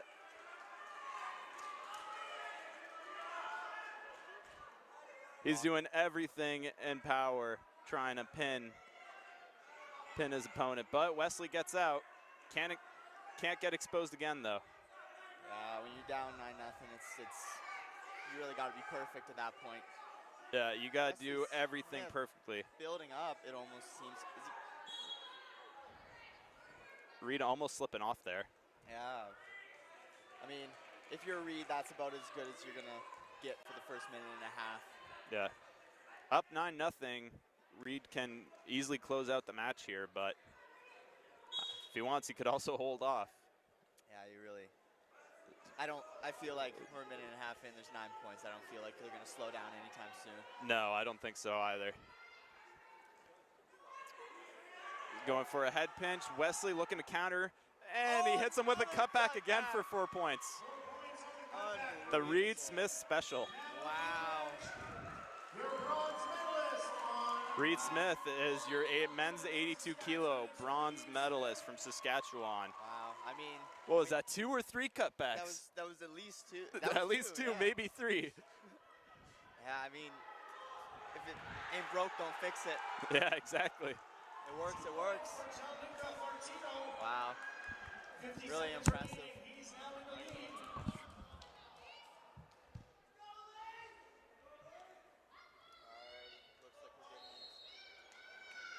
Alrighty, looks like we're gonna. 40 seconds remaining. The lead to McMaster. On mat 2. On mat 1. Representing McMaster in 76 kilogram women's divisions, Tahani Blade. Taking on Elise Danes from Calgary. Danes and Blade are up on mat 1.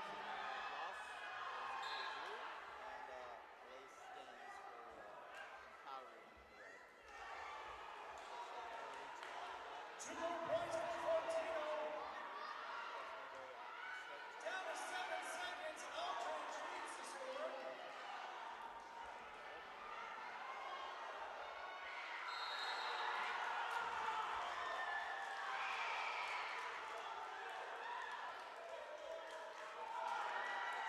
And 2 points has been held up. And the challenge block has come in.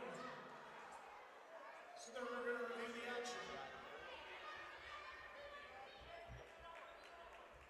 Single leg from Elise Danes.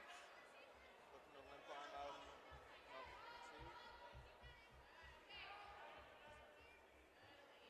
Up single. Wow. Great defense from McMaster here. Looks like. Oh,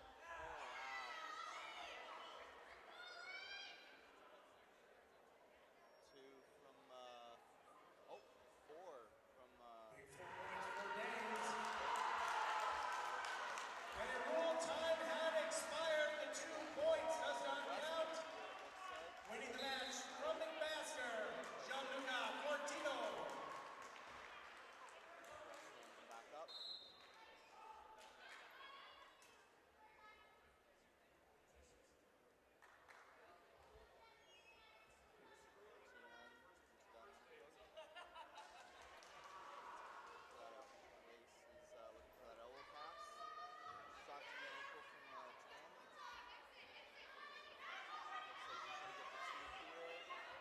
Moving on from mat 1. Make that mat 2 with the 125-kilogram bronze medal. Representing the University of Saskatchewan's home in the Gilbury. Representing the Lakehead, it's Michael Haskell. Haskell in the Gilbury. Up on mat 2.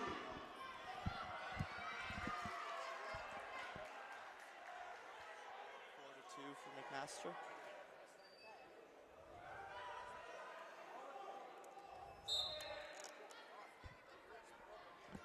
Ref stands him up as no points or action were being on the ground. Tien back to that low single attempt. Gets stuffed by Elise. Yeah, Elise holding on to that ankle tightly. Trying to break the grip. Almost.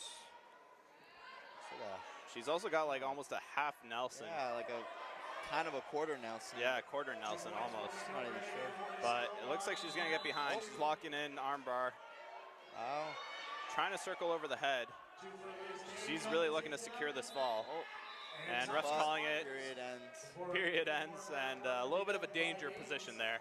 Yeah, that elbow coming out. Once that arm comes out, it can definitely be a bit scary there. Yeah, cause some crazy implications.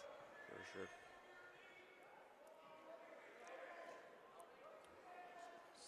6-2 going into the second period. Definitely been an action-filled first period.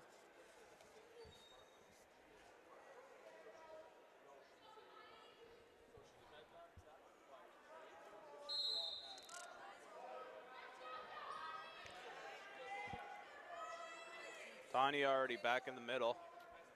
Yeah, looking ready to go. You got a feeling she's going to come out firing again, trying to hit those lower shots. Yeah. Danes with a big smile, ready to wrestle.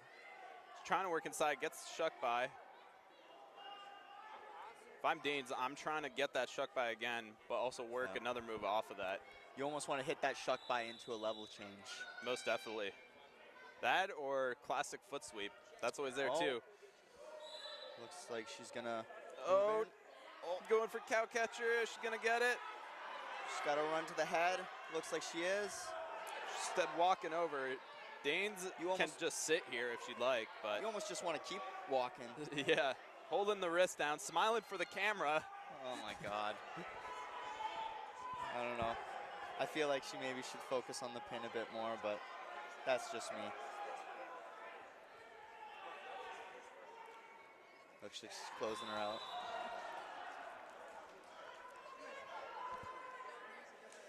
Not quite, still 2 minutes left. Danes trying to slide that wrist over, and she's going to secure the fall. Elise Danes, your bronze medalist from University of Calgary, 76 kilos. Winning by fall, Elise Danes from the University of Calgary. Next, we have University of Alberta's own Deanna Eastman versus McMaster's Vanessa Fonrose, women's 82 kilos. Looks like maybe a mix-up with the Brock coaches. Not quite sure who's up here, but it is in fact the 82. Looks like my start list is missing a match. It's the 82-kilogram weight class. Representing the University of Alberta, it's Deanna Eastman. Representing McMaster, it's Vanessa Fonrose. That's action on mat 1 on mat 2. They're underway. Francisco Fortino from McMaster. All right, action getting underway here. Oh, quick whistle blow. Looks like for a bit of an aggressive hands from McMaster. Both wrestlers hard hand fighting. Definitely off to a fast start. McMaster working underhook. Deanna trying to circle back in. Great pressure.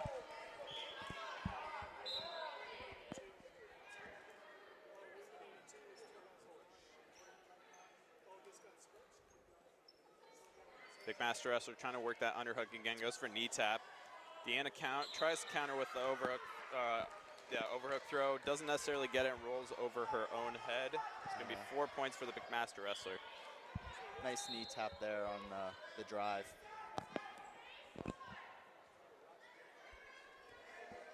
McMaster wrestler has got a hold of her fingers, but let's go. Good wrist control on that one side. Looking for that underhook.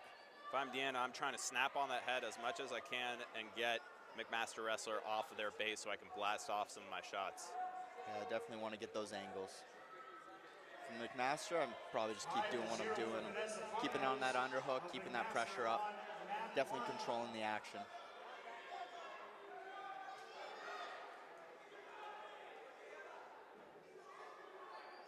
McMaster firing off a shot this time.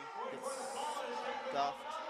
Looks like Deanna is going to sprawl her out and get behind, though. Deanna gets her 2 points. Cuts back a bit of that lead.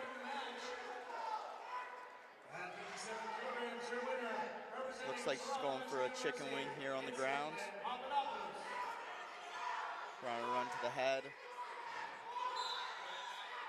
Gets blown back up.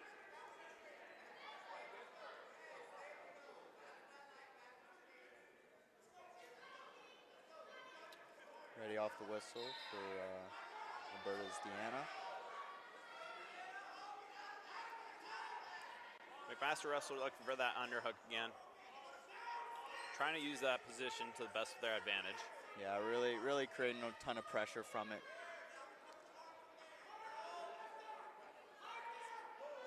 Looking for that knee tap. And it looks like she's going to get the step out. Deanna with Nope. the overhook attempt, but a little too late on the action. Yeah, I think already just a little too far.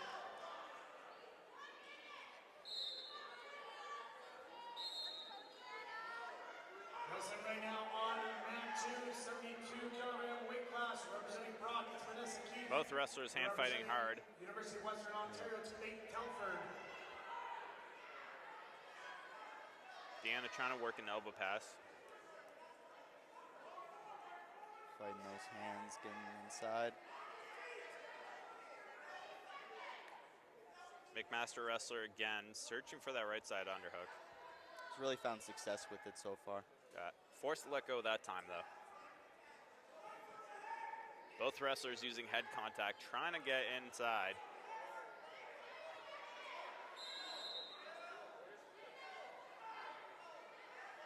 Deanna putting a lot of pressure on the head, trying to score right before the end of the period. That's what you would like to do, to cut down the lead. That's what you need to do. And looks like it's the end of the period. Yeah, you really see the contrast in styles. McMaster's wrestler, Vanessa, is much more focused on those close tie-ups and those underhooks, versus Deanna seems to almost be trying to pop and move and get to those certain angles to fire off those shots. Yeah, definitely trying to pop off those elbows and hit her double leg. Yeah.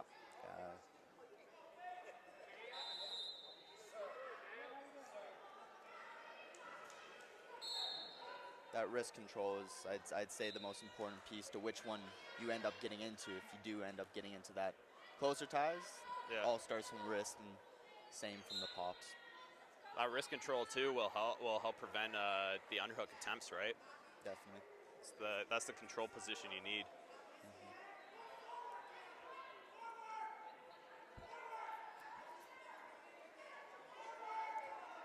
Alberta corner yelling for the wrestler to move forward.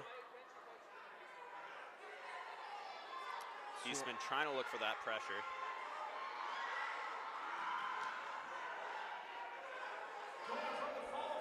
McMaster looking for the push out, and it looks like they're going to get it. And they're going to get the caution one, which is a new rule recently added to the world of wrestling. Yep, does get confirmed. So the score is 8-2, going into 2 minutes left in the second period. If you're Deanna, you're trying to look to fire off as many strategic shots as possible. You want to open up Fawn Rose and try to get in deep on any kind of shot you can. Yeah, really just has to start working the offense at all. Like, haven't seen a ton of it this match. Moving the hands and feet all together.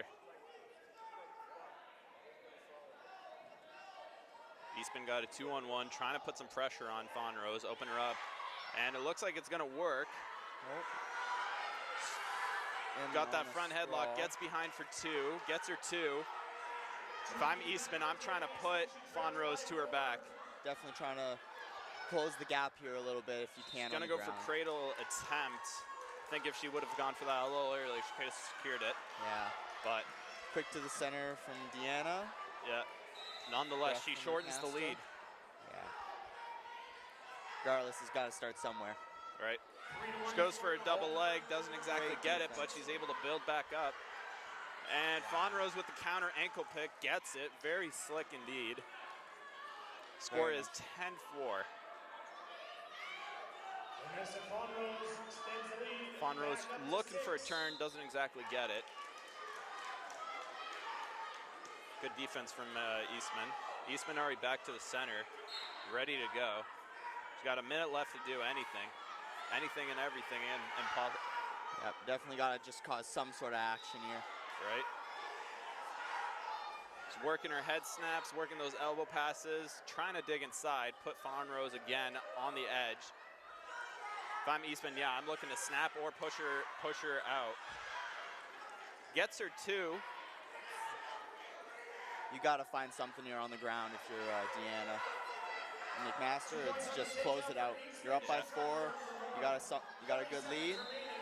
That last 30 seconds, you just gotta get into that. I would almost go back into that underhook. That's where she's been successful, closing it out there.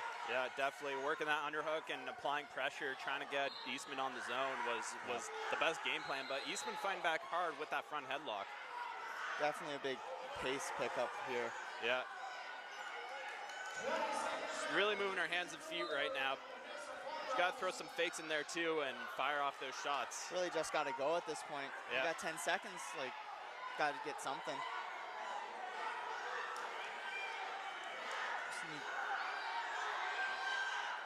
She needs to get 4 here, but looks like she'll have to settle. Wow.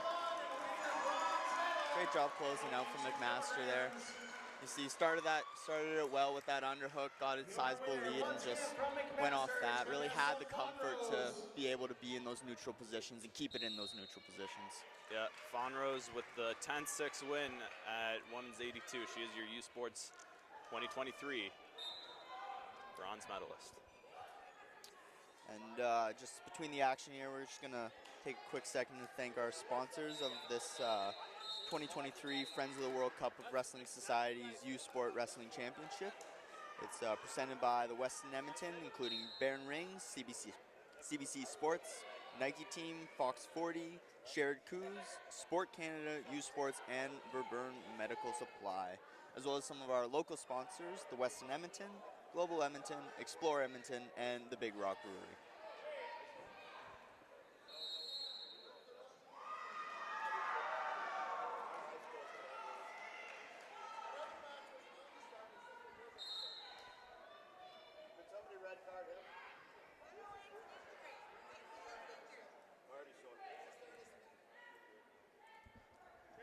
I'm gonna take a piss.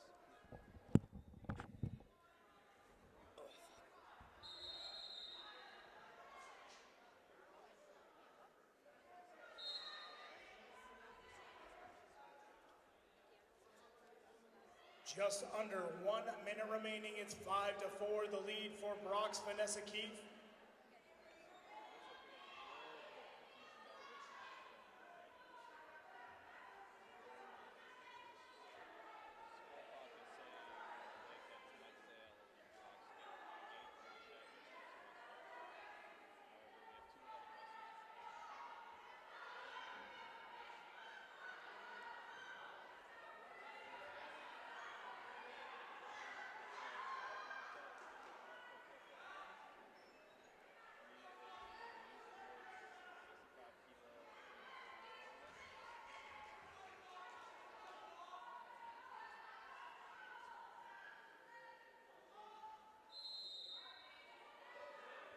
Eleven seconds remaining, the lead 7-4 for Vanessa Keefe of Brock.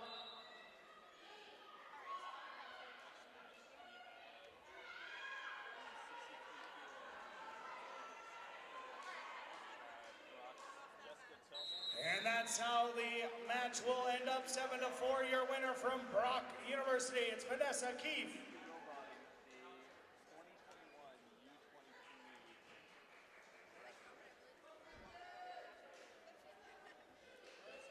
Wrestling now on mat 1, representing the University of Calgary, it's Mickey Rowbottom. Representing Brock University, it's Jessica Tillmans. Wrestling on mat 2, representing Brock University, it's Samantha Adams. Representing McMaster University, it's Simi Chigoba.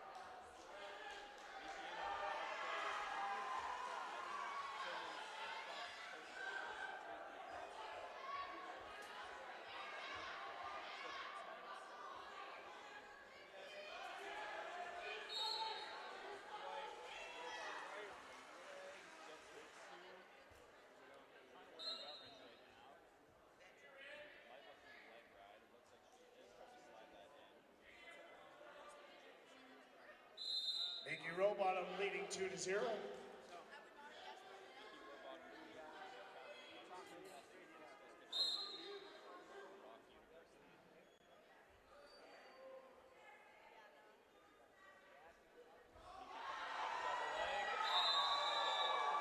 Four-point double leg for Mickey Rowbottom.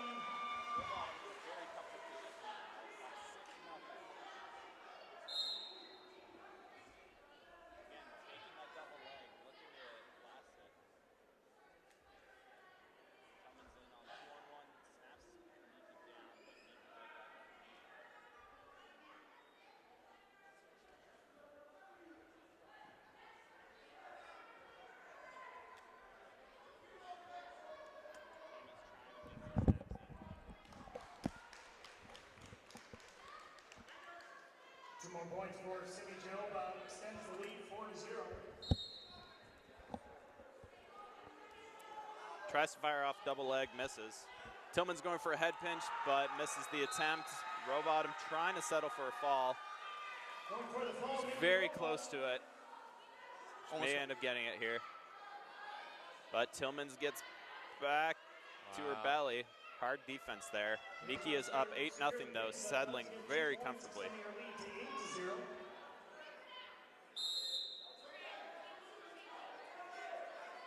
If I'm Miki, I'm trying to finish this match right now. Get that 2-point takedown. Yeah, don't allow Jessica to get that proper reset at half.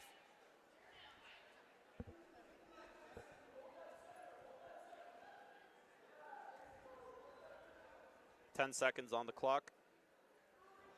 Tillman's trying to get a takedown before the end of the period. She's going to get a push out, it seems. She gets 1 point. That's how you start the comeback. Yeah, you got to start somewhere. It's always a good feeling to get something on the board before that end of the period. Oh, wow. Fires off another attack, almost gets it. Gets deep on that leg. Yeah. That's great. That's great reaction from Tillman here at the end of the period. It really shows life. You can be down 8-0 and it can just feel so crushing how much of a comeback you have to mount to even have a chance. Yeah. And yeah, definitely getting that 1 point on the board will give you a whole lot of confidence going into that second period. For sure. If I'm Miki though, I gotta calm, collected. You know that you're up a bunch of points. You just gotta slow it down. It'll come. You must be underneath the score clock in the gym. Miki trying to fire off another double. Doesn't exactly get it. Tillman's trying to fight inside and apply some pressure. Getting Miki to the edge, trying to work push out point. Maybe a knee tap. Doesn't exactly get it. Miki firing off a high crotch. Gets it. Gets her two. Is she going to get the turn here? Looking for the laced ankles. Not much. Good defense from Tillman. Yeah, it doesn't look like she's going to get it, but again, Tillman's applying good pressure. Just needs to do a little bit more with the... Yeah, not reflecting the score at all. Tillman's matching those fakes. Wow. Miki looking to cradle, switches off, gets behind, gets her two, and Miki Rowbottom is your U Sports women's 63 kilo bronze medalist from the University of Calgary. Great movement there. You see, even though Tillman is shooting to those legs, she's just bobbing and weaving around him. Yeah, great movement by Miki Rowbottom.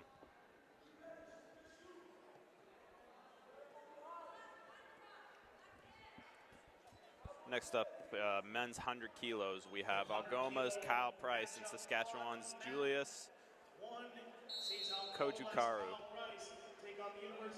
Saskatchewan in the blue and Algoma's Kyle Price in the red.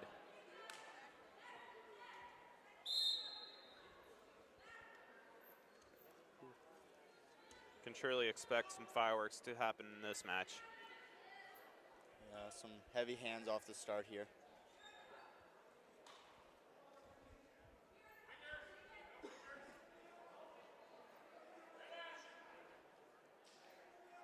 Julius working some great motions from his hand fighting.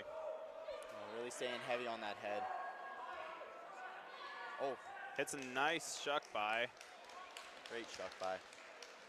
Trying to work a turn or a leg ride.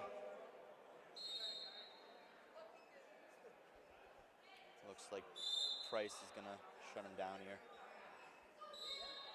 Anything just coming after the time on that ticket will expire to 1 point back. Price with a hard club off the start. A really physical match, you can see. Price trying to work an underhook, doesn't exactly get it, switches off. Appears a bit of blood starting on Kuchikarov's face there. Ref hasn't called it yet though, so. Letting the action go. Hey, he hits another shuck by. That seems to be his bread and butter. He's caught him twice there coming in, just coming in a bit too hot.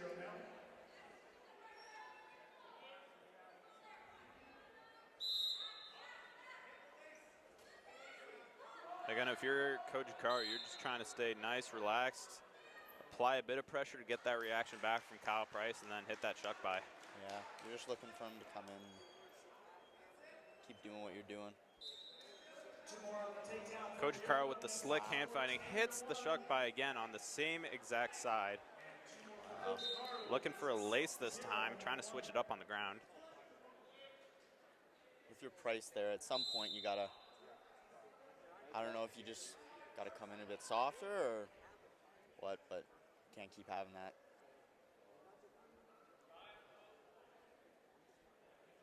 Yeah, I think if you're Price, you're trying to likely create a tie-up. I would try and work maybe like 2-on-1 position, get to that ankle, try and pick a standing single and take the position from there. Or even just get into some kind of underhook or something. It seems like Kuchikawa is definitely a lot more comfortable when there's more movement, more action. It seems like he's catching them. Yeah, very comfortable with the hand fighting. Where it is, at least.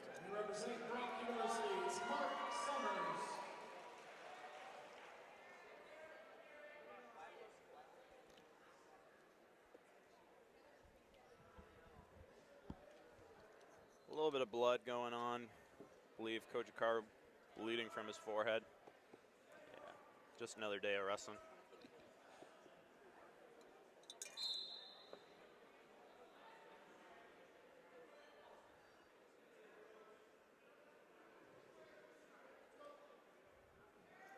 Looks like they're coming back to the center here. There we go. Yeah. Kyle taking my advice. Right to that single. Kojikawa looks like he has a bit of tape on his nose. Maybe it wasn't from the forehead, but from the bridge of his nose. Kyle definitely more composed, firing off better shots, looks refocused. Perhaps that was the break he needed. I guess so, just a nice refocus. Yeah. His hand fighting is a lot smoother too. He's really snapping at the hands, trying to get in on that that snatch single. Yeah, you can see everything that he's doing now. He's doing it with a purpose. It's to that single. Yeah, he's piecing up. A little bit of a headbutt there, but I think Kojikawa will be all right. Price moving a lot better. See if he can score here. You want to score right before the end of the period. Yeah, if you can get something on the board, it just does a huge deal. Securing the fall and the bronze medal at the 90-kilogram weight class on that too. Kojikawa on that underhook. Price looking for a knee tap. It's really hard to hit from that overhook, though. Yeah, you just end up getting pulled up a lot of the time. Going to the break. 6-0 for Kuchikawa.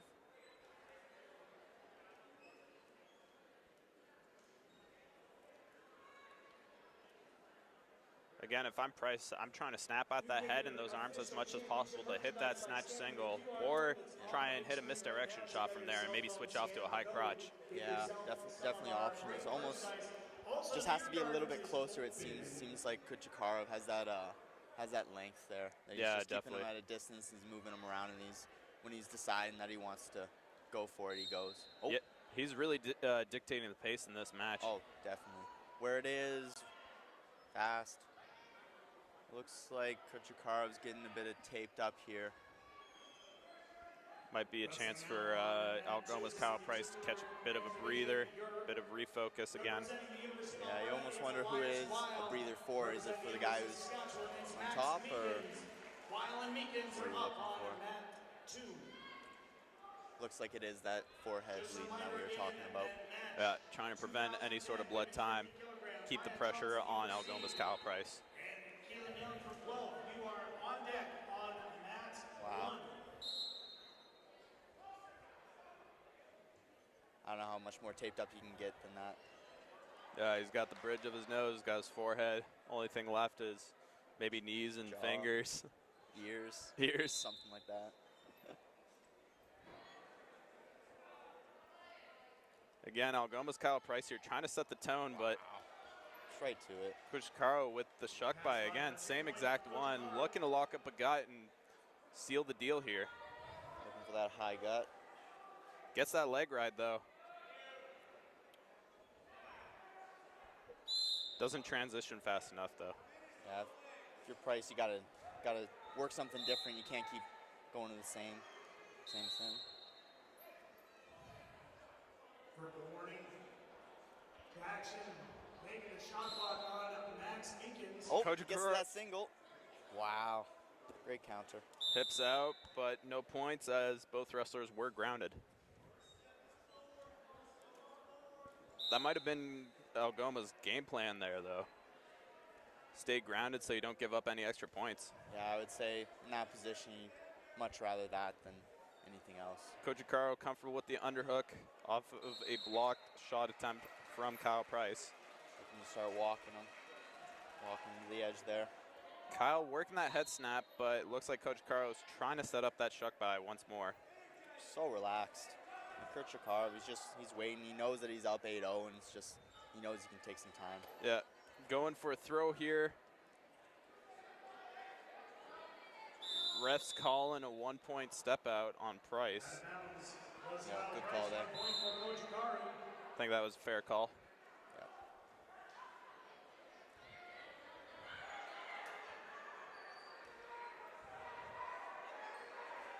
Kuchikaro in on a Leg.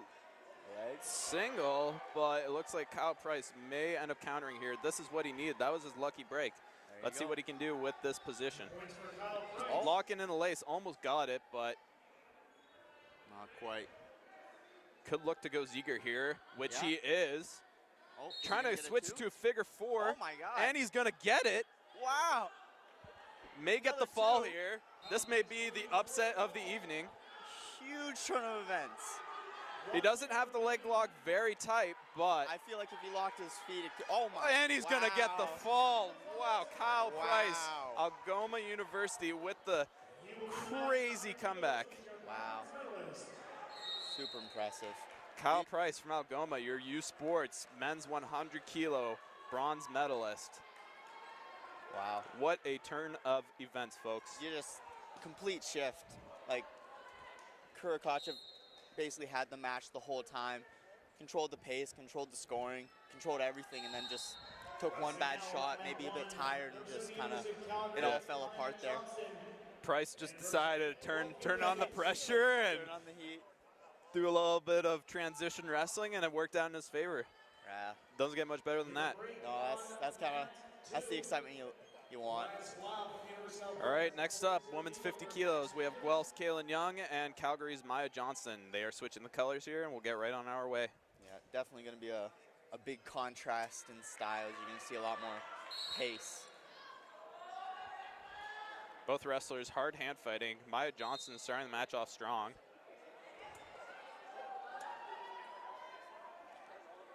Kaylin Young looking for a pass by, it seems, but definitely struggling. Maya continuing on that elbow.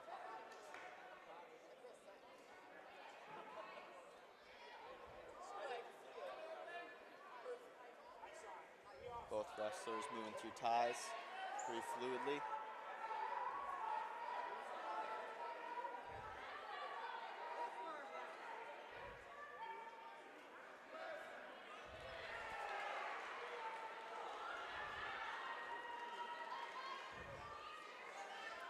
Maya Johnson trying to work inside, trying to apply some pressure on the edge. Blue getting called for passivity. It's our first verbal warning. Try to turn those laces.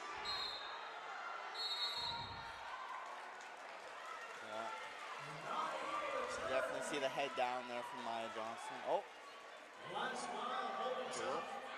Kaylin hitting wow. 2-on-1 to Fireman's. Wow. And she's going to secure the fall. Wow. Great move. That was unexpected. What a catch. Representing Guelph University, it's Kaylin Young. Really, really well done there.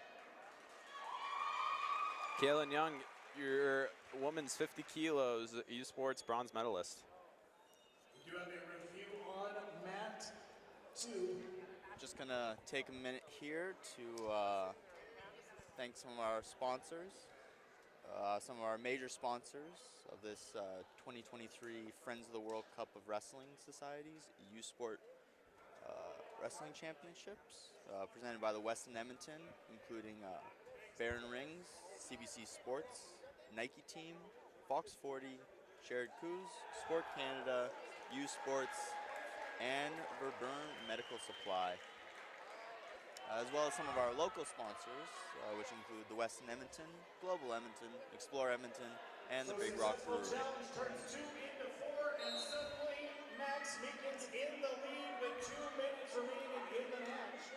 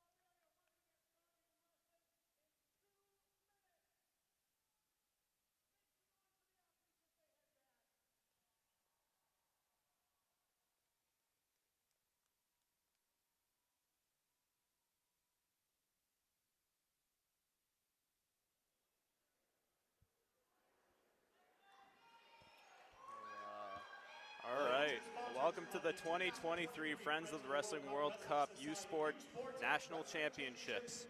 For our first match, we have Eve Maxwell from the University of Calgary, who is a former national junior silver medalist, and we have Amy Bellavia, who is a OUA champ from this year.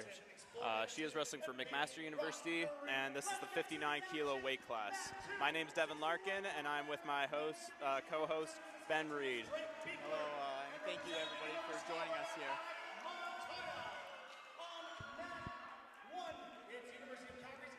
We got Amy Bellavia in on a snap. She's trying to get her opponent's head to the mat so she can get behind and get her 2 points. She's got hold of an ankle, which is always a good sign, and she's going to get her 2 points. 2 points for blue. Always nice to get that first early two. She's trying to work an arm bar, going to Navy tilt. Switches to a leg right, but doesn't quite get it. Regardless, being up 2-0 this early is never a bad sign. No, always feels nice. In on a slick sweep single. Looks like she's going to get her 2 again. Going to try and switch to a gut wrench, it seems. Might try to set up the leg ride. We'll see here.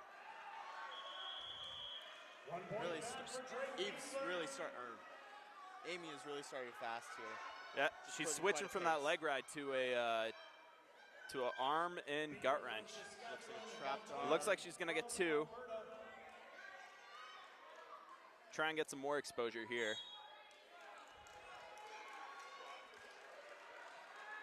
Really great start from Amy.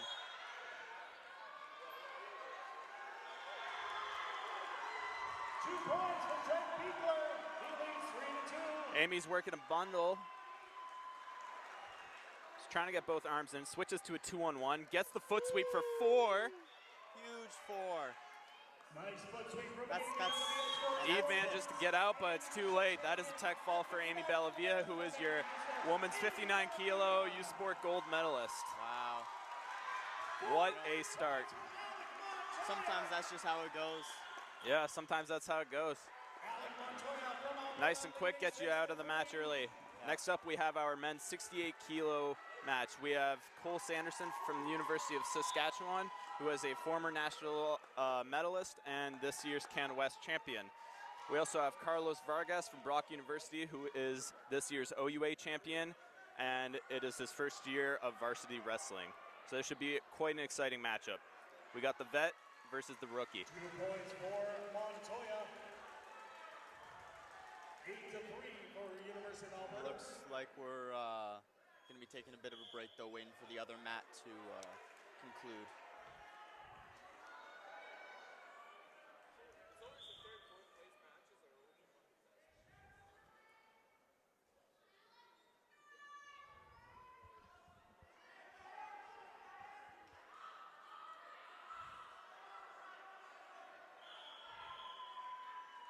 Stepping out of bounds, Alec Montoya, 1 point for Drake Beekler.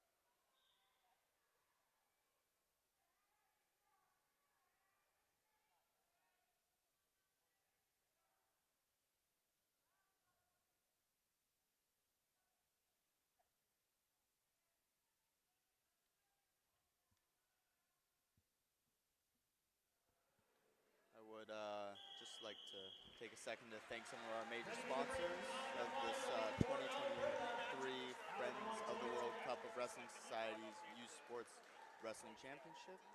It's presented by the Westin Edmonton, including Baron Rings, CBC Sports, Nike Team, Fox 40, Shard Coos, Sport Canada, U Sports, and Verboom Medical Supply, as well as some of our local sponsors here in Edmonton, the Westin Edmonton, Global Edmonton, Explore Edmonton, and the Big Rock Brewery.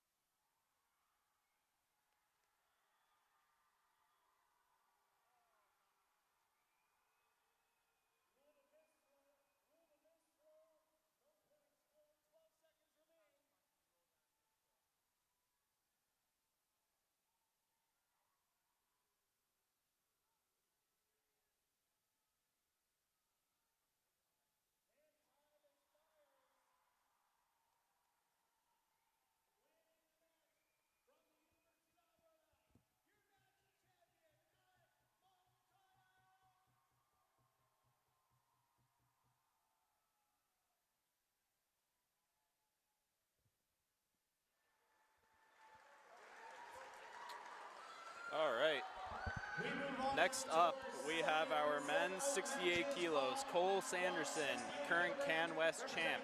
Carlos Vargas, first year OUA champ. Again, this is the rookie versus the vet. Off to a fiery start. Sanderson will be in the red, and Brock will be the blue.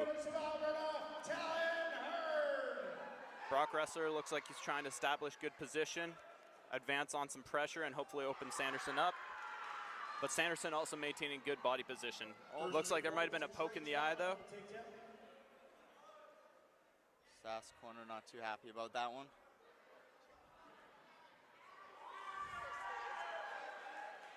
Two more for Trotman. Will Sanderson taking a minute. And back to the action we go.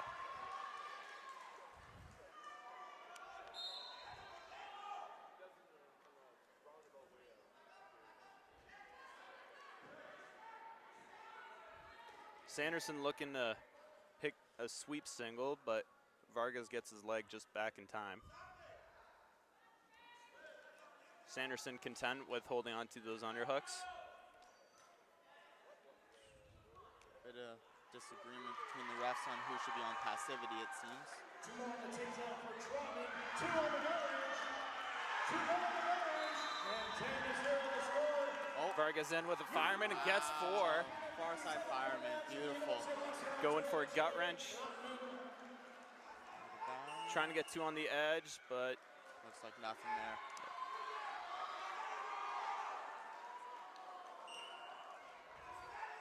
On that one, the lead 4-0 for Carlos Vargas of Brock.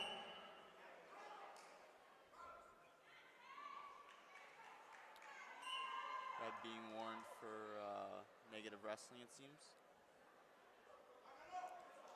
Carlos doing a good job of circling. Yeah, great movement.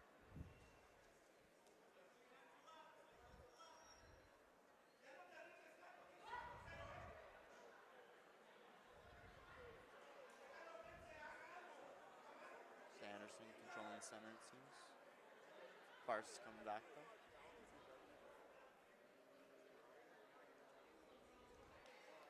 Sanderson trying to get to an angle, starts working a 2-on-1 and has Vargas on the edge.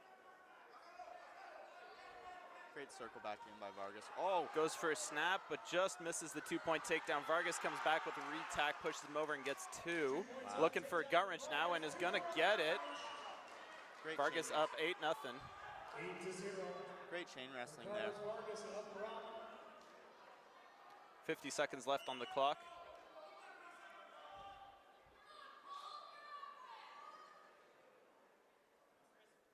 Sanderson looking to work inside. Vargas content with snapping from the outside though. Yeah, he's using the whole circle.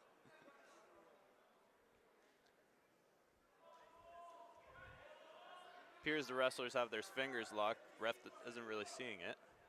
Yeah. Not paying too much attention, it seems. Good 50-50. Oh. Vargas almost countering on that attack. Goes for a sweep single and is able to get it just in time.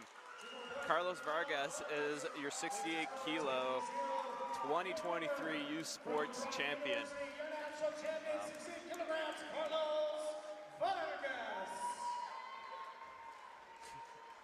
And Cole Sanderson celebrating second, it seems. Definitely an accomplishment. Yep. Our third set of matches, we start on mat 1. Representing Concordia, it's Connor Church. His opponent from Brock University, Max Budgie. That match. All right, 76 kilos. We have Connor Church from the University of Concordia. He is a former junior world team member. And we have Mac Budgie from Brock, who just saw his teammate Carlos Vargas win and is hoping to do the same. Max Budgie is this year's OUA champion. Yeah, from Church, when he gets to the ground, when he takes someone down, you're going to have to look for the laced ankles there. It's really his specialty. Especially against a lengthy opponent. Oh, for sure.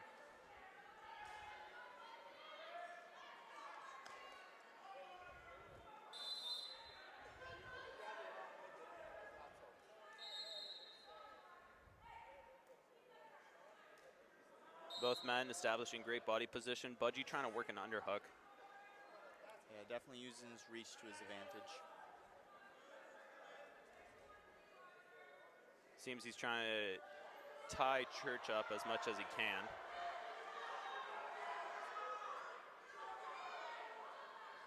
He's going for a low single. He's pretty content with the step out point, I'd say. Might get 4 for the continuous wrestling, but I think they're gonna just keep it as a 1-point push out for Budgie. Connor Church stepping in a bounce first. Budgie looking for that snatch single. Comfortable working from underhooks, looking for an overhook. Connor applying pressure. Goes for a low single from the underhook. He's taking his time to finish it though. Wants to make sure he gets that 2-point takedown. Elevates the leg. Budgie currently has his leg over his head, which is pretty impressive in itself. Church going for the 5. They're gonna give it 4 though. Looks like he gets a big 4 there. He's got his head in between the legs of Budgie and is trying to lace up as hard as he can on the edge, trying to get that extra 2. This is the lace that we're looking for here from Connor Church. This is really his bread and butter. He's got the lace, but can't seem to crank him over. Wow. Good defense from Budgie. Yeah, great defense. 4-1 for Concordia.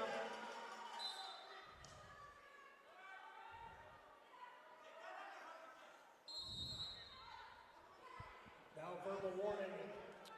Budgie going for the overhook throw. Is missing the other arm though. Yeah, I feel like if he just got that. Church coming in again with the snatch single. Switches to an Really underhook. forcing it. And they're gonna give 1 to Church. Yeah. Easily could have gone for either side though. 5-1 for Connor Church. Yeah, it's really a 50-50 position there. You never know what they're going to throw up.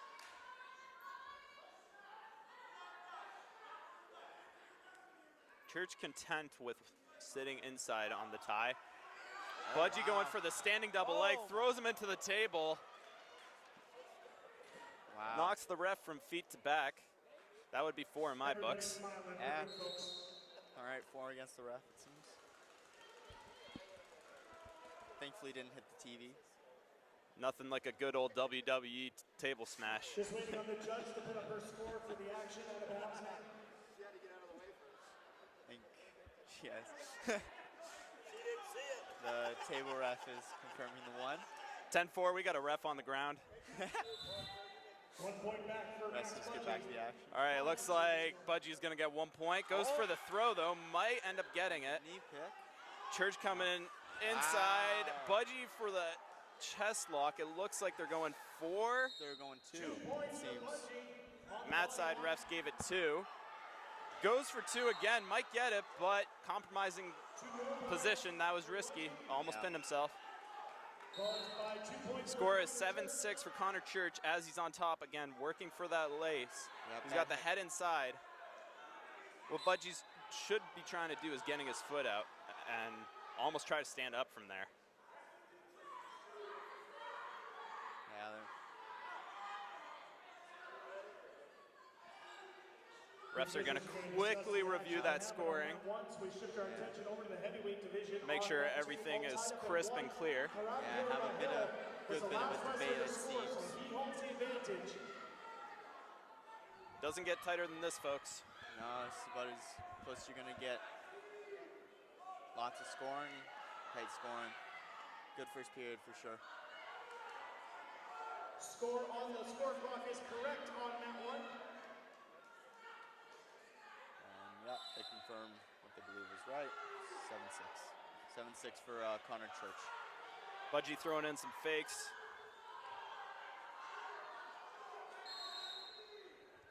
Both men content from just wrestling from standing. No need to shoot to the knee.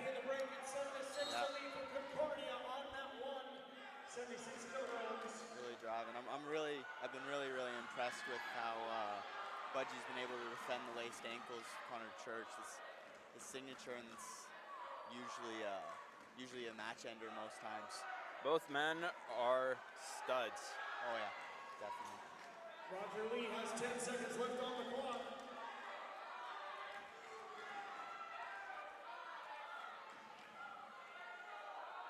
I'm definitely quite impressed with both of their composure. Yeah, definitely very zoned in, focused in. Definitely thinking this.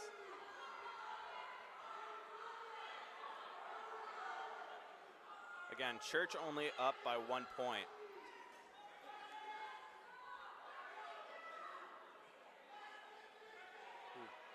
And very comfortable wrestling from the inside, it seems. Yeah. Budgie working for an underhook again. Not afraid of that overhook position. Church in on a single, but is forced to let go. Budgie working inside again, going for double unders. We'll see if he gets it here. Yeah. Stuck in double overhooks, it seems, though, and manages to get out of that position. Church happy to just applying pressure, trying to get Budgie to react. It definitely seems like this round, Connor Church has come out a bit, definitely controlling the hand fight here. Yeah, a lot more pressure, it would seem.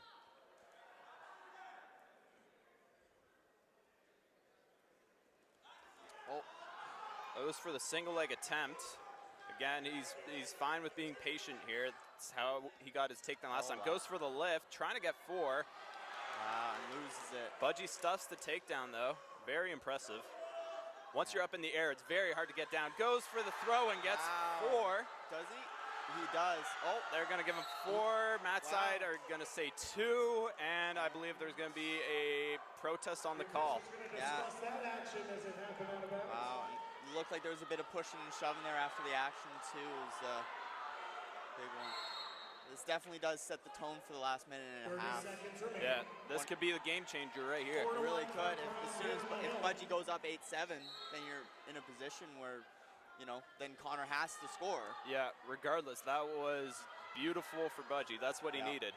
Yeah, first out of the single, 1 for Budgie, it seems. Score 1 blue.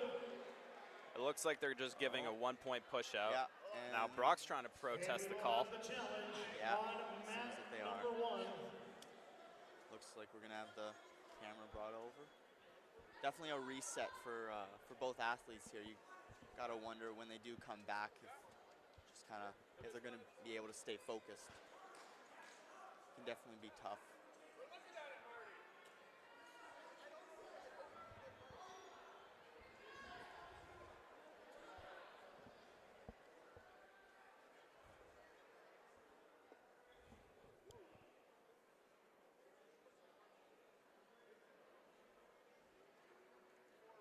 For context, who don't use kilograms on an everyday basis, 100. And it looks like they're going to give it 4 blue.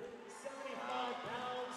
These athletes are There you go. That was best case scenario for Max Budgie. Yeah, here you go. Here's what we were talking about. It's I believe it's 10-7 now. Budgie definitely obviously can't sit back, but it's really on Connor Church to score the next points if this is going to be a closer match. Yep. And Budgie pressing with those underhooks again. 10 seconds remains. Very comfortable with applying pressure, which is interesting because Connor Church does have that stockier frame. And he gets in on that sweep single. It looks like he's going to get 2. And this is perfect for him to lock up that lace. That's what he's looking for. He's looking to get those points back that he just lost. Yeah, if he can complete this lace, it can definitely be a match ender. Yeah, Budgie doing everything to defend it, though. Here we go.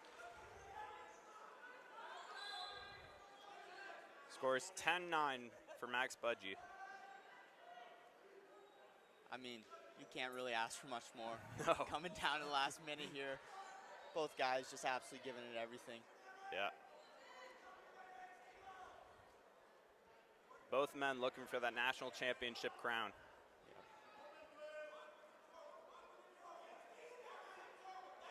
Church working inside, looking for that single again.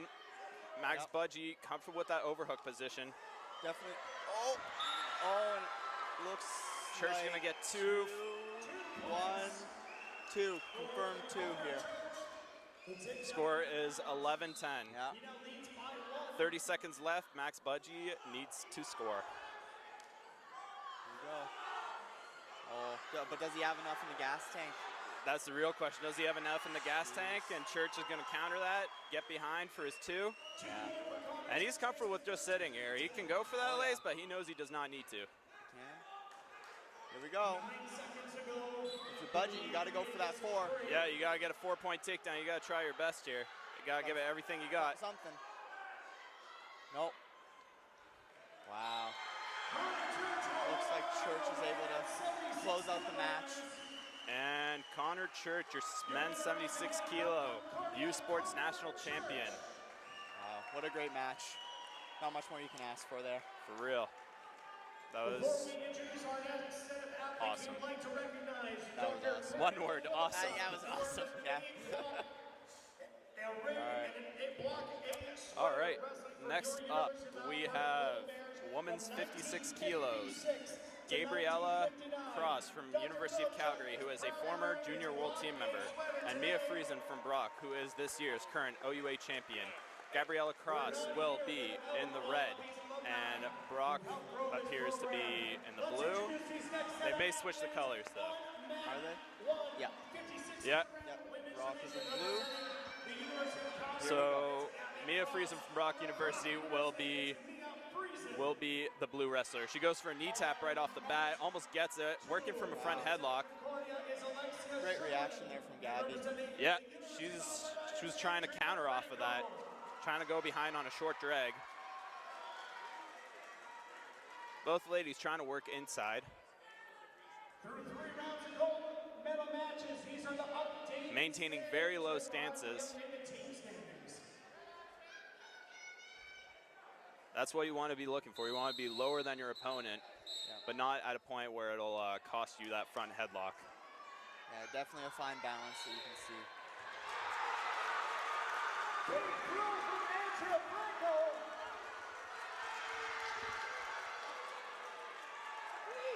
Gabriella trying to work inside. Oh, goes for a single leg attempt. Trying to short drag it again while Friesen is trying to get behind. She's got a hold of that ankle this time, though. Almost the hamstring. Might try to cradle it. I think she's looking for it. She's got the cradle. Is she going to... Yep. Can she keep it Trying to in get exposure on it. We'll see what happens here.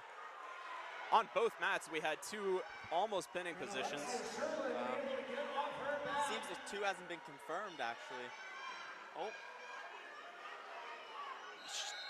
Think she got the exposure there. They're going to call it 2 blue. I think that is great. Yeah. I think that's a great call.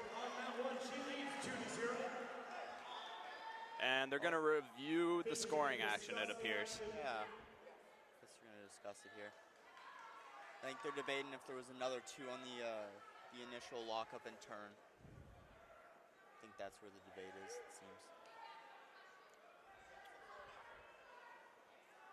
Yep.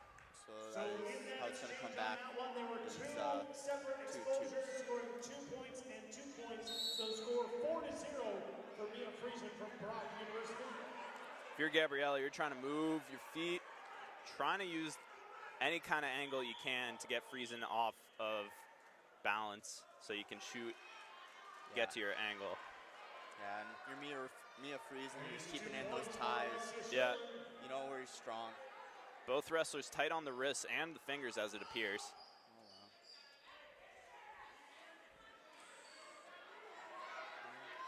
Cross with the fake, moves to a double, but is just a tad bit too far. Might look to go high crotch here.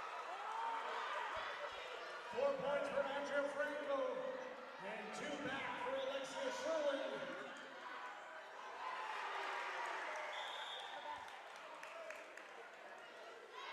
A lot of wrist control. Definitely seems like the main focus here. It's going to be 2 for blue. It's 10-4. Oh. I was saying blue passivity.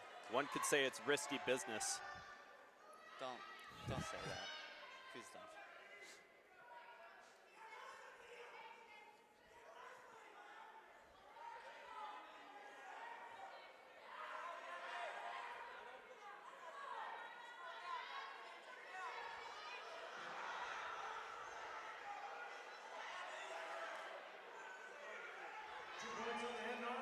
Friesen comfortable with the 4 points, but Gabby Cross attempting another shot, one after the other. gets stuffed on this one though, and is back in that cradle position. Not where she wants to be. Short time, it seems. Yeah. Yep. And there's the period. No points given up. If you're freezing, it might even be worth rolling through on the cradle with time left. You want to get up as high as you can at points, but then again, you're risking the exposure, right? Yeah, exactly. You don't know how the rest might end up seeing it. Definitely Mia freezing, controlling the tie-ups a bit more, but you're seeing a lot more shots and some action. Definitely look to see these two wrestlers come out firing. Yeah. Seems Cross is taking more of an aggressive approach, while Friesen is comfortable with the counter wrestling. Yeah, that definitely Snap to knee tap, might get 4 off of that. Yeah, I think there's a good They're gonna give it 2. Brock Corner not too happy on it, but still happy with the 2, I imagine. Goes for the ankle pick right off the whistle, gets it. Is trying to work and a lace, it seems, but her arm is caught underneath. Right off the whistle. Going for a ball and chain turn, switches to a chicken wing, looking for the exposure. Refs calling it 2. White paddle by the refs. And 2 confirmed. And that is a tech fall for Mia Friesen. But it seems we're getting a challenge from the Calgary. Yeah. Calgary is protesting the call, so we'll see what our head ref has to say with this video review. I think definitely could go either way. It is interesting though, because if it does come back no 2, Mia Friesen would have had more time on the ground. Yeah, definitely. As the match was ended, because they believed it was a tech.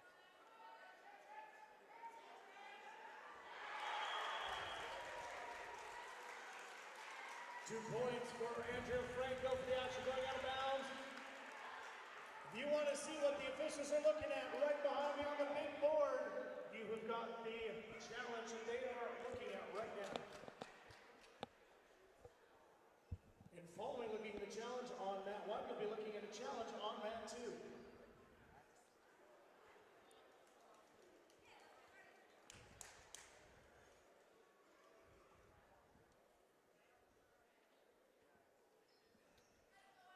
While we're watching the break here, we're just going to take a little second to thank our sponsors. Some of our major sponsors of this U Sports Wrestling Championships are presented by the Westin Edmonton, Baron Rings, CBC Sports, Nike Team, Fox 40, Shared Coos, Sport Canada, U Sports, and Baron Medical Supply. And the call has been successfully protested. But again, Friesen is going for 2 right off the bat and is going to get it. Going to look for the fall too. It seems, wow. But she is content with the tech. Yep. So Mia Friesen is your women's 56 kilo U Sports 2023 national champion from Brock University. Yeah, really good performance. You can see just controlled the tie-ups, controlled the shooting, and once she figured out that she could get to that knee tap, that ankle pick, just not much to do there. Yeah, the match ended a lot quicker once she was finding those angles. All right, we'll resume action here pretty shortly. We're just waiting on the other mat. There's currently 2 minutes left in the second period for that one, but just going over a video review, it seems. Yeah, our next feature, though, is a rematch from the OUA Championship. So be on the lookout for that in 2 minutes. Yeah, this is it's a big one.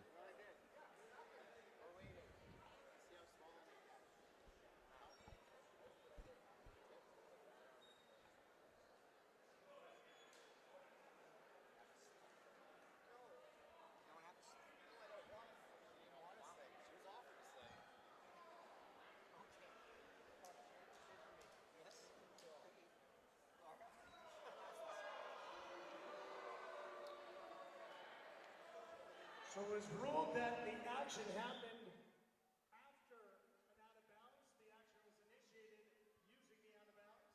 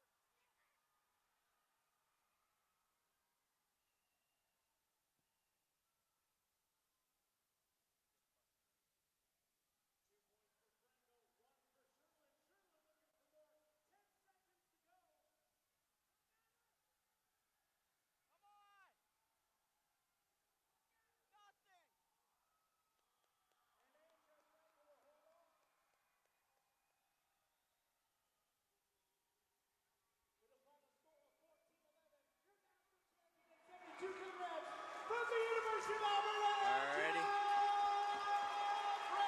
All right, next up, OUA Championship rematch. Yeah, here we go. This is a big one. It's the men's 82-kilogram weight class from the University of Western Expect some Ontario, fireworks. Lucas Geske. And from Brock University, Jordan Wiley. That's on We got Jordan Wiley, who is a little lengthier, got the reach advantage, it seems.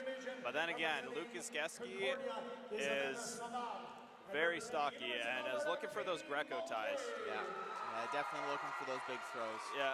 Oh, into the edge. Oh, and yeah, I think that's a good call. Tries to just ragdoll Wiley, but Wiley will get the 1-point step out. Yeah. Wiley going for a snap. Trying to work on the outside and mitigate. Wow. Nice re-attack. Great control from Wiley here. Yeah. Just good mat awareness. Sometimes those 1-point push-outs will really dictate the match. Yeah, definitely. At this point, basically just same as the takedown. We're just in that. Guess you're gonna get the underhook shuck by though. Looking for a gut on the edge. Looks Gonna get like 2. Gonna look for another 2. Yeah, and he's keeping it in. He's gonna find at least another 2. He's got that wrench tight. Gonna get another 2 going out of bounds. Not much Wiley can do. After that first one, it's so tight.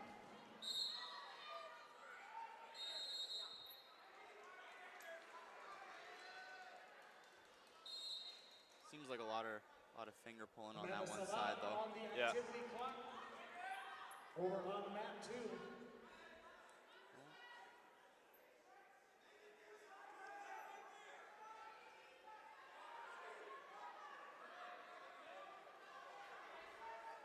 Getting into an over-under, it seems. Yeah. Guess. Oh, Wiley going for an arm throw. Doesn't quite get it. Gonna be called a slip. Western corner not too happy about it. Oh, but I think that was the right call at the end. I agree. Wiley pretty comfortable sitting inside. I think that's where he needs to be. Yeah. Every time he just has to go right back to that position and look for his shots. Yeah, making sure that he's controlling the zone. Just like that. There he's probably gonna get 4. Yeah. Attempted body lock by Geske, but 4 points for Jordan. Wiley readjusts just in time. Yeah, good readjustment there. You almost think better off just taking the 1. Yeah, taking that 1, right? If I was Wiley, this is not where I would want to be. No, Gotta get that arm out. There you go. Work that drag and try to get to a leg. A little too far on that attempt.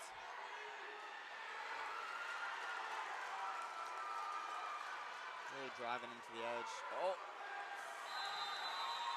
Geske's going to, oh, they're giving the point for Wiley, but. Both corners out of their seats. Wow. Mat 2, it's 2-2. The advantage to Katie Mulkey. Seems like the refs are prompt in the corner if they do have issues to throw the brick. So.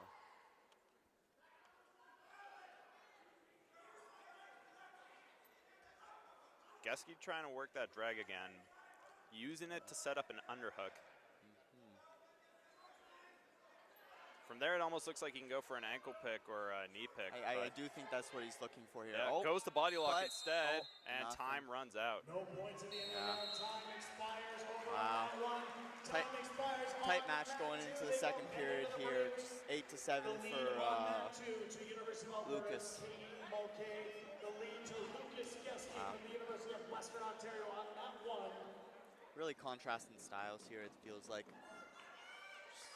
Feels like Wiley's trying to almost maneuver around the edge and get those 1s, those 2s, those little things. And I guess he's just trying to bully him with that underhook.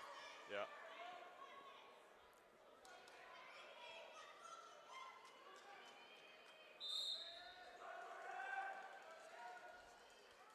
Again, Wiley trying to work inside, get a little bit of reaction out of Lucas so he can set up his shots. Starting to throw in some fakes, though. Seems like a better plan than before. Goes to the body lock. I'm not sure that's exactly where he wants to be. Both men fighting for zone control. You can see Lucas a little frustrated with the position Wiley has him at. He is kind of blocking him out. Yeah, definitely keeping that head on that outside there. Definitely down. But I mean, if you're Wiley, that's your best case scenario in that position.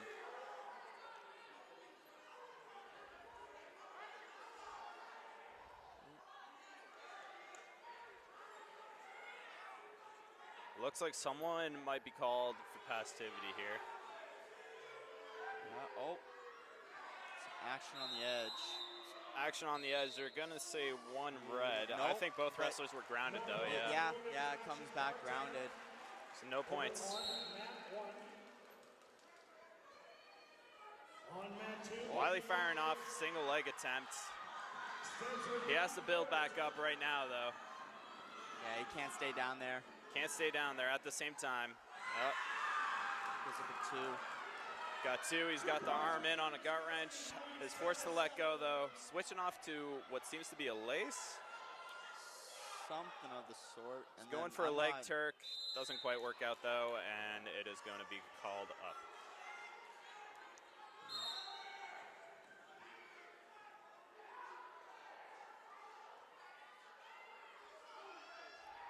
Wiley firing off a high crotch, doesn't quite get it.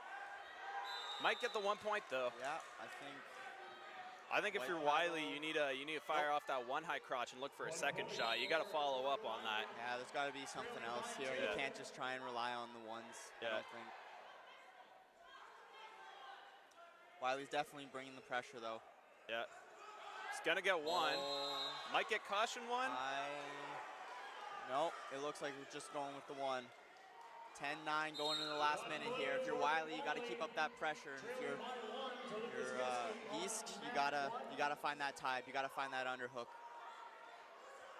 Lucas keeps finding himself in this like arm drag position. Yeah. It's Always almost like forced to switch off to that underhook, but he almost looks like he's gonna go for an arm throw, like he's in the start of it. It's a weird one. he's trying to hike up on those underhooks, but not quite getting it. He's also got the 1 point lead. He's got the 1 point lead here, but I think the ref's gonna start getting on him for passivity. We got 20 seconds left. He's gotta do something.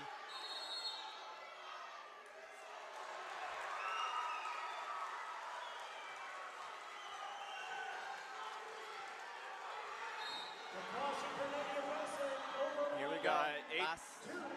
Last 5 seconds left.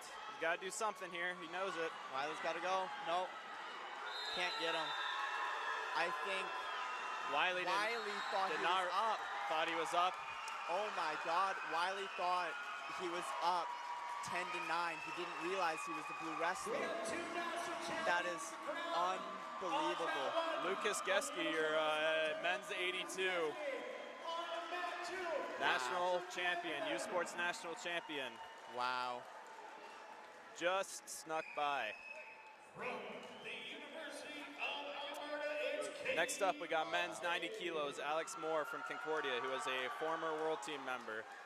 And we have Howard Mofat, who is this year's OUA champion. Up now on mat 1, representing McMaster. At 90 kilograms, it's Howard Moffat. His opponent representing Concordia is Alex Moore. On mat 2, representing Brock. Both men in maroon singlets. However, the Concordia wrestler has a yellow on their singlet.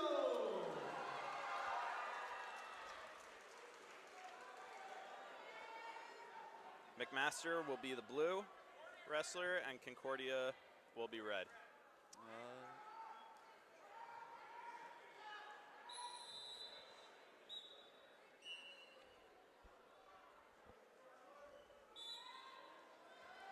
Moore pretty comfortable with snapping from the outside. Yeah, very fluid motion. Looking for that arm drag, trying to fire off some shots, get some reactions out of Moore. Moore going for a wrist tie. Almost got it. Great reaction.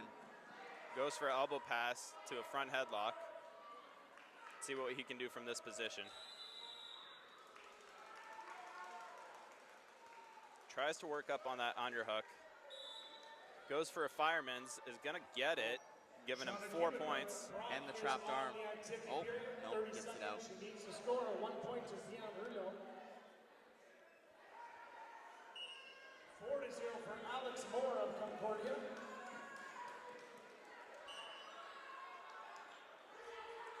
Moore starting to throw in some fakes. Goes misdirection step to single.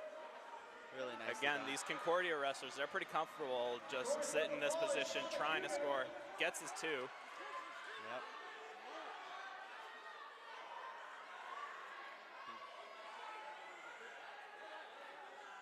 Gonna look for his lace, but not really too worried about it. Nothing. Yeah, definitely seems in control here, making Howard move quite a lot. From Brock University, Shauna Kubik.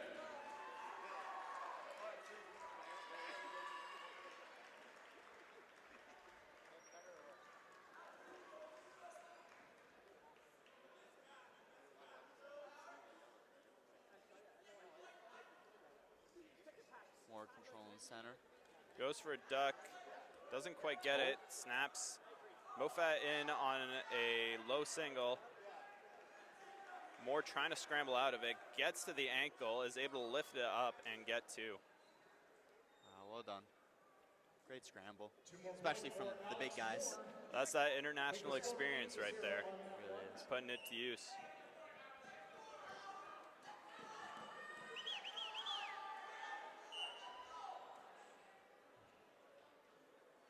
Moore with comfortable 8-0 lead. Yeah. If you're Howard here, what are you looking for? Are you looking to just get on an ankle, or are you looking to maybe catch him on the edge? I mean, yeah, I'd say probably just try and look for any kind of low single. That's that was the only takedown that Moore ended up giving up yesterday. So yeah, I'd say if that works, then try and fire off those shots. Try and create some angles to get to that. Yeah. But Moore giving him the center. Wow. Just wants room to work, I guess. Might try to look for a flashy move here. Yeah. Moore cycles through his hands so seamlessly. Goes for the wrist tie and gets it this time. Yep. 2 more points for Alex Wow. Moore. And that is your men's 90 kilo U Sports gold medalist, Alex Moore from University of Concordia. Alex Moore.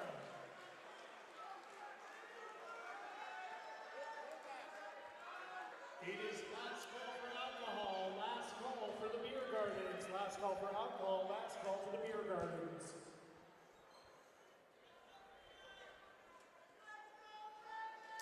Next up, we have our women's 53 kilo weight class. We have Sue-Ann Harms from Saskatchewan, who is this year's Can West champ, and Serena Di Benedetto from McMaster University, who is this year's OU8 champion. Yeah, these are definitely 2 accoladed wrestlers. 2 regional champs. Yep. Definitely both have some national team experience. Yep. Serena with the shuck by gets it very quick. Looking for a gut, might switch to a lace. Yep. But I don't think she'll end up getting it. Sue-Ann pretty comfortable with her defense. Yeah. Great start from Serena.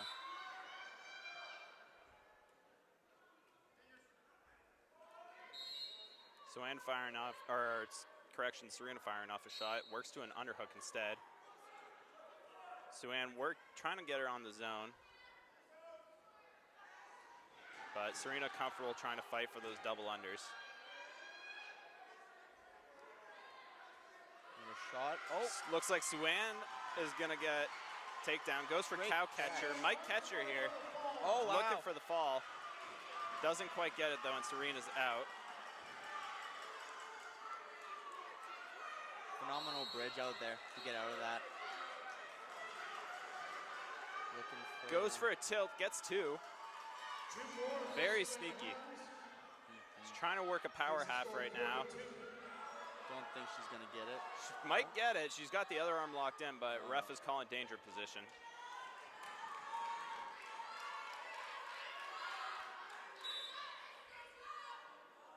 So Suwan Harms is winning 4-2. She's working that underhook, goes to front headlock. Where she was before, driving forward. She knows she has that pressure on her. Worked before, goes for the drag. Doesn't quite get it though, and is on the edge and gives up a 1 point push out. Great recovery from Serena there. 2 points on the takedown for Narwhal. He leads 4-0. Serena on a low single, trying to build up, but Suan displaying great defense. Trying to break that grip and get behind. Gonna get it, just holding out to the ankle there. Oh, he's looking for that West Point there. Yeah, looking for the West Point, trying to get that fall. Wants to get out of here. She could switch to a cradle. She's close enough to it. There. Oh, and Serena looks like she's like reversing the position. Yeah, trying to get out of it. We'll see what happens here. She's doing everything in her position, trying to get behind, but it's not enough. Let's get stood up. 6-3, 30 seconds left in the first period. Serena working that underhook. Oh, goes right side, trying to get some points before the end of the period. She's got 20 seconds to do so. But Suan comfortable with that bundle, just trying to get behind, it seems, or snap her down. I think that was the right play. Try to snap down and get behind. Think she's gonna get it here. Yeah, it looks. Might try to look for a gut wrench, or she's gonna switch to a cross-face pin, try to walk around the head here, but Serena pretty well doing the splits. They're giving the exposure up. She's gonna reverse the position. Did she do it in time though? Time expires. I think those points might have been for Serena. I would throw the brick. Nope. Looks like Master isn't gonna. Yeah, it looks like they're comfortable with the scoring on that one. So.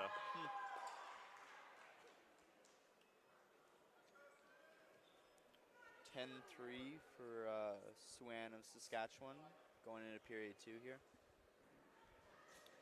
If you're Serena here, how do you try and change the game plan? Well, I think Serena's best shot is probably try and get inside on those underhooks and try to get to your high crotches. Maybe try to throw in some misdirections. She's got the agility on Suwan, in my opinion, but I think Suwan is winning the physical battle. Yeah, the one worry is the bundle, but you really, off this break, you're looking for that single right there. Yeah, exactly. Trying to fire off double leg. If she can build here, that's where you want to be. You want to be inside, tight on those legs, but you want to get your head outside. I feel like she maybe needs to start going to the peekaboo. If she has any real chance. Seems like Suwan's timing it too well. Suwan's doing a great job of just cranking on that ankle. She knows that's knocking Serena off her balance, then as a result, she can get behind. But yeah, I think she's gonna get 2 there. She's got the chicken wing and armbar, trying to crank her forward, but again, that cradle position is there. Yeah, got to keep walking to the head if she's gonna get this 2 here. Wow. But I don't think she's gonna get it. She's 1 point away from a tech fall. Yep.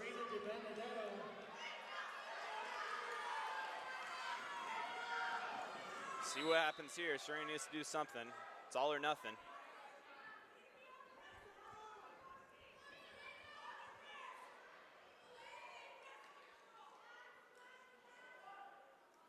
If I'm Serena, I think I'm trying to look to throw more fakes in, try and get some head snaps going. Yeah, like that. That was good.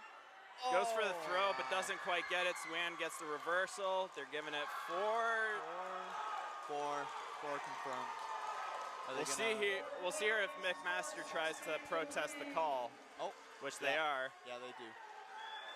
And the challenge block has come in. They're going to review the seems like they action. do. I think they're looking for the 1 point step out before the reaction from Suwan. They may give it 2, but yeah, we'll see. I think it was definitely a good challenge coming from the corner there. Yeah.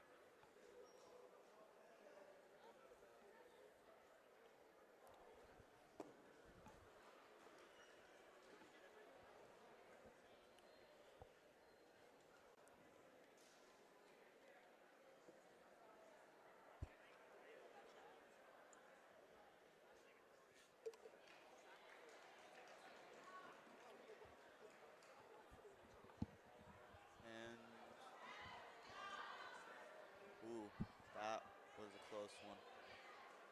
I don't know if our viewers can see, but the foot was about 50-50 on or off the line. And it'll be interesting to see how this comes back. Refs are calling it 4 for blue. That's likely because she counter throw. So Sue-Ann Harms from the University of Saskatchewan is your women's 53 kilo national champion. Yeah, great performance out of her. Yeah, it doesn't get better than that.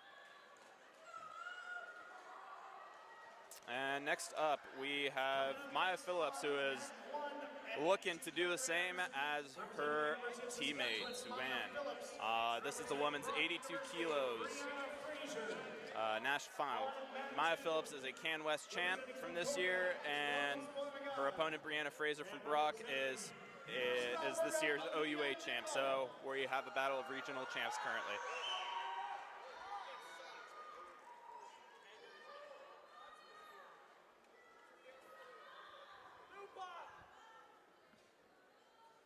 I think we're just waiting on the refs here. Not too sure. Before we get action underway. All right, we have Brianna Fraser, who is the red wrestler, and Saskatchewan's Maya Phillip as blue. I have a feeling they may end up switching the colors, but Yeah, I think there's a good chance here.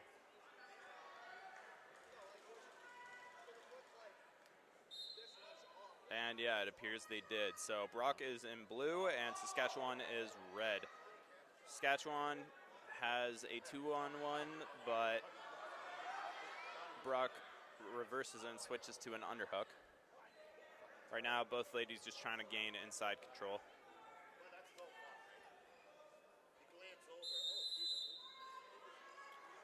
Passivity called on blue here. A lot of wrist control. Trying to work up some better ties, but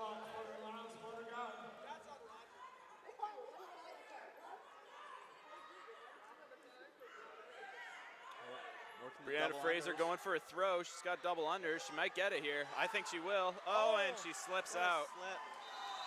Wow. I think they're calling us. Yeah, they're calling it a miss throw. Huh. Oh, wow. And University of Sask is getting a yellow card. Yeah. Again, if they do have concerns, protests and whatnot, I feel like the brick is a better option. And red getting warned for passivity. Blue has made the only attempt here, which was the throw. Now it looks like he's warning blue for the passivity. Oh, Brock going for the 4-point knee pick, gets it, and looking for the fall with it. She might get it here. Just needs to slide back a little bit, I think. Yeah. I think she has this. Yeah. Oh, turn back in, well done. And they're calling the pin. So, women's 82 kilo national champion is Brianna Fraser from the University of Brock. She will take home the gold medal.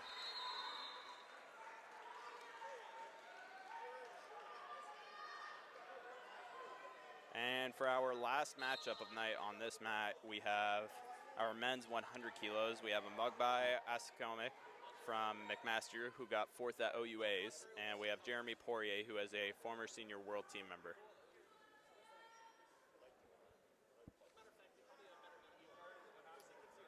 See if you can get the upset of the evening here. Yeah, that would really be something. Definitely could be some fireworks.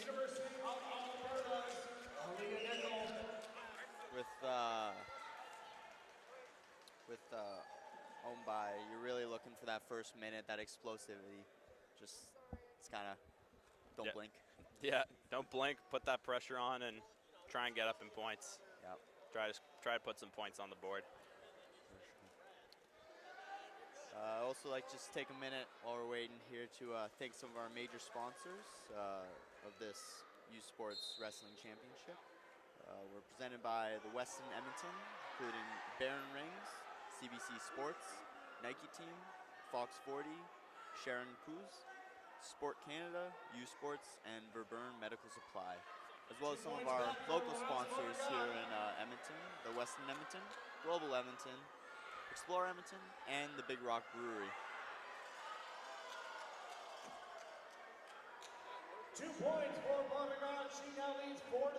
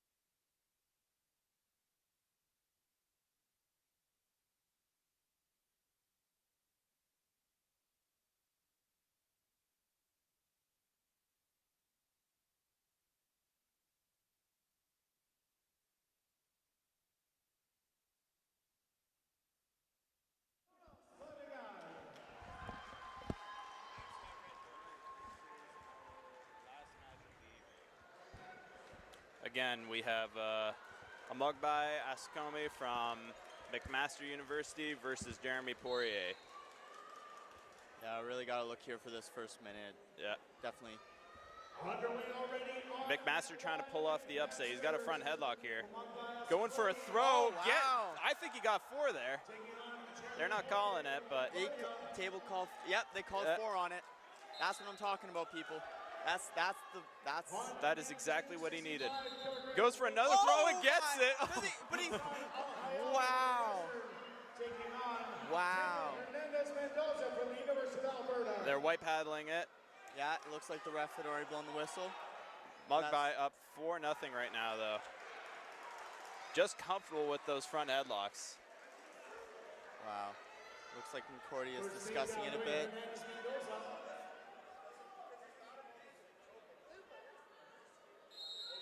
Yeah, if you're Jeremy Poirier here, you take a deep breath and you just reset. If you're Mugby, you gotta keep that up. You can't take a second.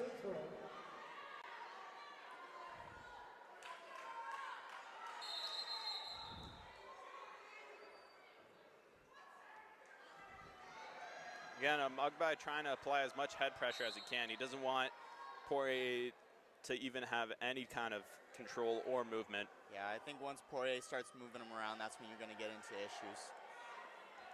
Goes for a snap, almost gets it. Looks for a single after it, but doesn't quite get it.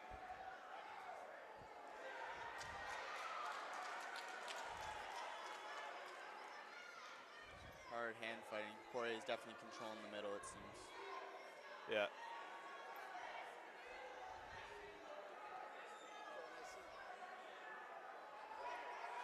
Mugby not too worried, though.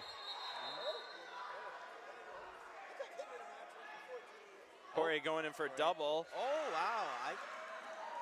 The Mugby goes for the body lock and gets 4. Oh, my. This is... Going for a push out. Poirier goes for an arm spin. Looks like he's probably going to get 2 here, but his knee is locked in, so. The leg is in. No points yet.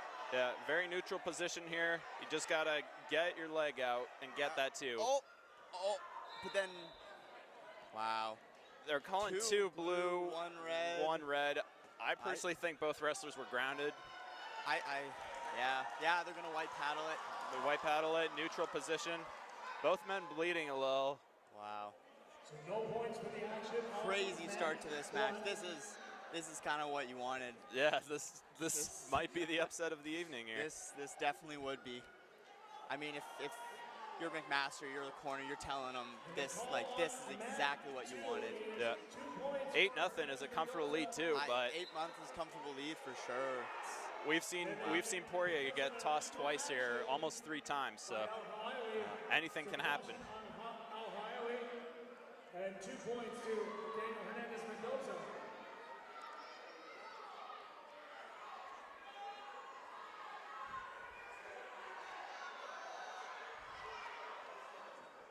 Two points for Hassan Al-Hayawi. Poirier seems to be getting taped up now too, so both men sporting the fashionable white headband.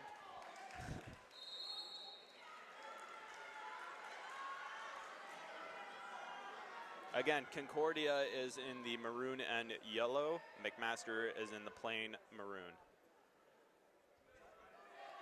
McMaster with the 8-0 lead. Definitely a comfortable lead, but I feel like against someone experiences Poirier, it's never a sure. You always want that. Yeah. Yeah, he's looking to put that international experience to use here, but not finding much success so far. On match 2 points for Hernandez Mendoza. He leads 8-4. Poirier's starting to pick up on the movement. Yep. Doesn't not want to tie up with a Mugby. No, he knows how strong he is. That's definitely where he's been getting into trouble. Yeah.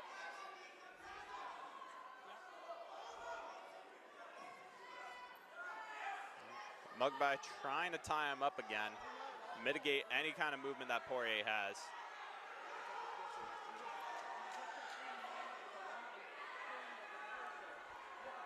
But seems to be comfortable just sitting here.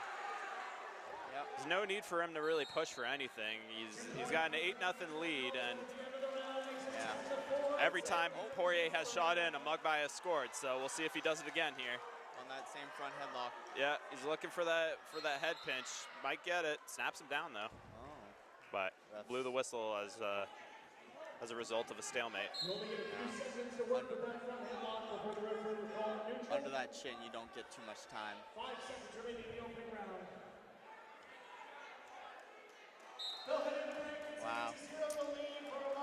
Score is 8-0 for a Mugby from McMaster.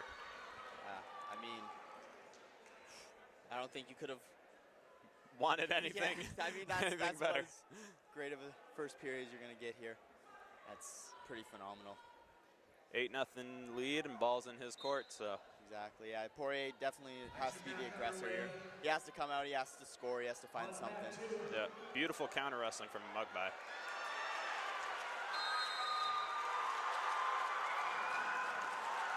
Points given, and a challenge is coming in. We're going to have a look at it. Both wrestlers coming back to the center here.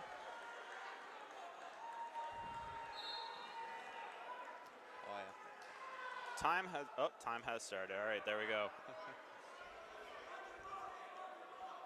Poirier's starting to pick up the movement again, but has to be very cautious with how he plays this out. He's got that front headlock though, just looking to get behind, nice and simple. That's what he needed, but hasn't scored just yet. Not quite. 100 kilos is a lot of weight. Yeah. Can't find a way to score. Oh, he looks like he's Might get a knocking lace here, we'll see. They're calling it 2. He's trying his very best, but Wow. and they gave him the 2, but 8-2. That was kind of what you thought coming from Concordia being lace specialist. there's some blood on the mat, and Mugby appears to be bleeding. Yeah. You're almost happy that you got that. So the challenge fails 1 more point, and the final score on mat 2, representing the University of Alberta, you're the winner. I think if you're Poirier here, you just got to go back to that movement. He's making him move, he's making him tired. It's what's gonna work. It's what is working.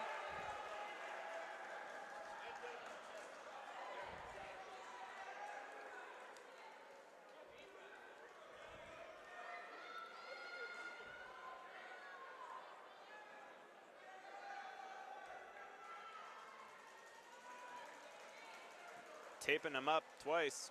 Wow, they're really putting the heavy-duty stuff on.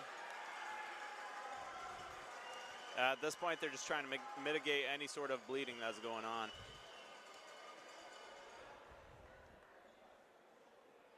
A minute down for blood time. He's got his forehead tightly wrapped. Just getting the last bits of blood here.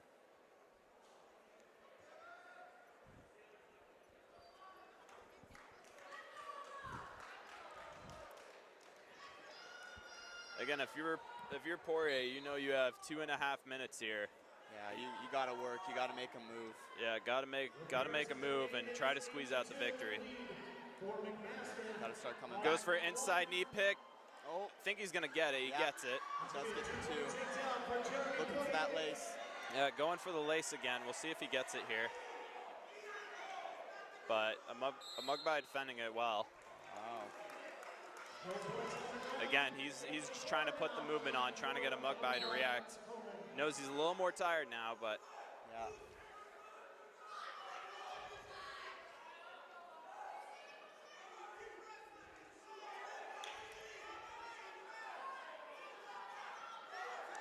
Poirier's got that front headlock. See, try and look to go behind here.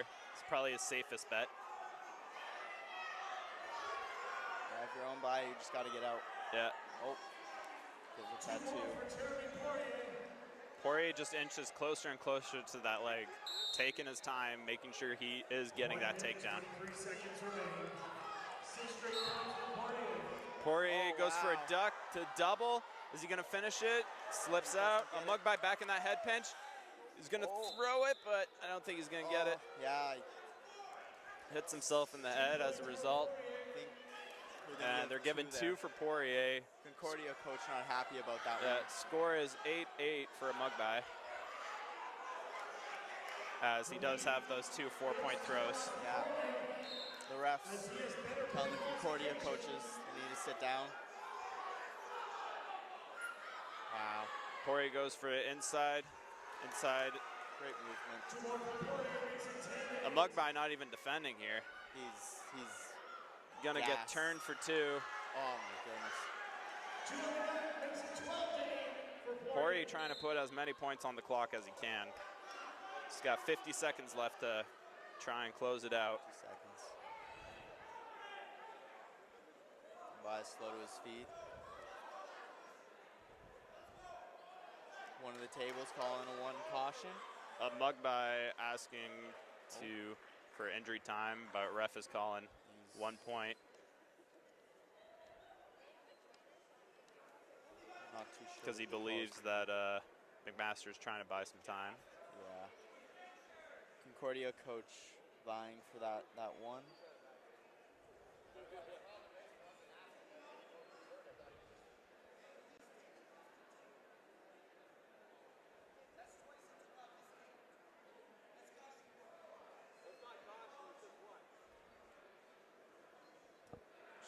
Concordia not too happy about the McMaster team. Concordia thinks he's trying to buy some time, Yeah. but Seems he's only ref- got so much blood time. Yeah, I see. It looks like the injury time was just started. It's interesting. It does look like Concordia did get the 1 though. Yeah, they are going to give him the caution 1.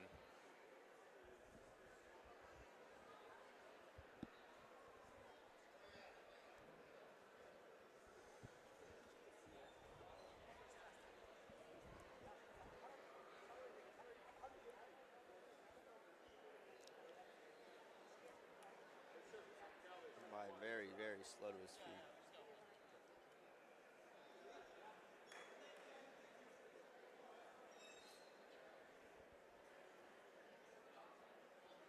About 45 seconds down from injury time. The McMaster coach pleading his case for the reversal of the 1 point that was given for the stalling. Or for the, slow to his feet.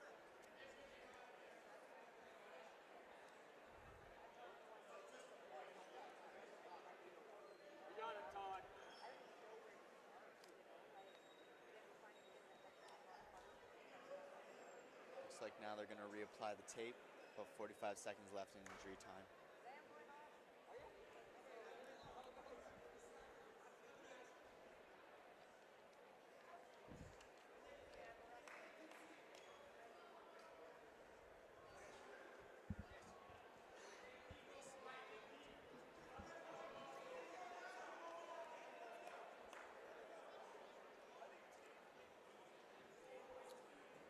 Last 20 injury time. Looks like Mobile's to his feet. Down by 5. Going into the last minute. I believe a Mugby has to look for those big throws again, but keep in mind, both these men are extremely sweaty. They're not too happy about that one. They're given another caution Are they? 1. Oh, yeah. Oh, no. It seems like they just gave the warning. Yeah, given a warning, One but table ref isn't too happy about that.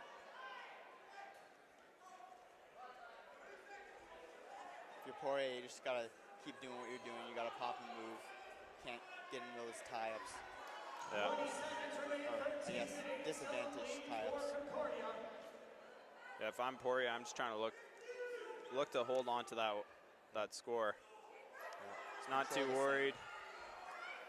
And a Mugby firing off what seems to be one last shot. See if he gets it here. He has to get 4 and 1, but looks like time is out, and Jeremy Poirier is your men's 100 kilos U Sports national champion. Yeah, great performance out of both of them. Yeah, that was a great match to end off the night on this match. So thank you for tuning in, and see you next year. Yeah, thank you so much. And just one last thank you to some of our sponsors, some of our major sponsors of this U Sports Wrestling Championships, our Weston Edmonton, Baron Rings, CBC Sports, Nike Team, Fox 40, Shared Coos, Sport Canada, U Sports, and Verbroom Medical Supply, as well as some local sponsors here in Edmonton, the Weston Edmonton, Global Edmonton, Explore Edmonton, and Big Rock Brewery. And again, thank you for tuning in. See you next year.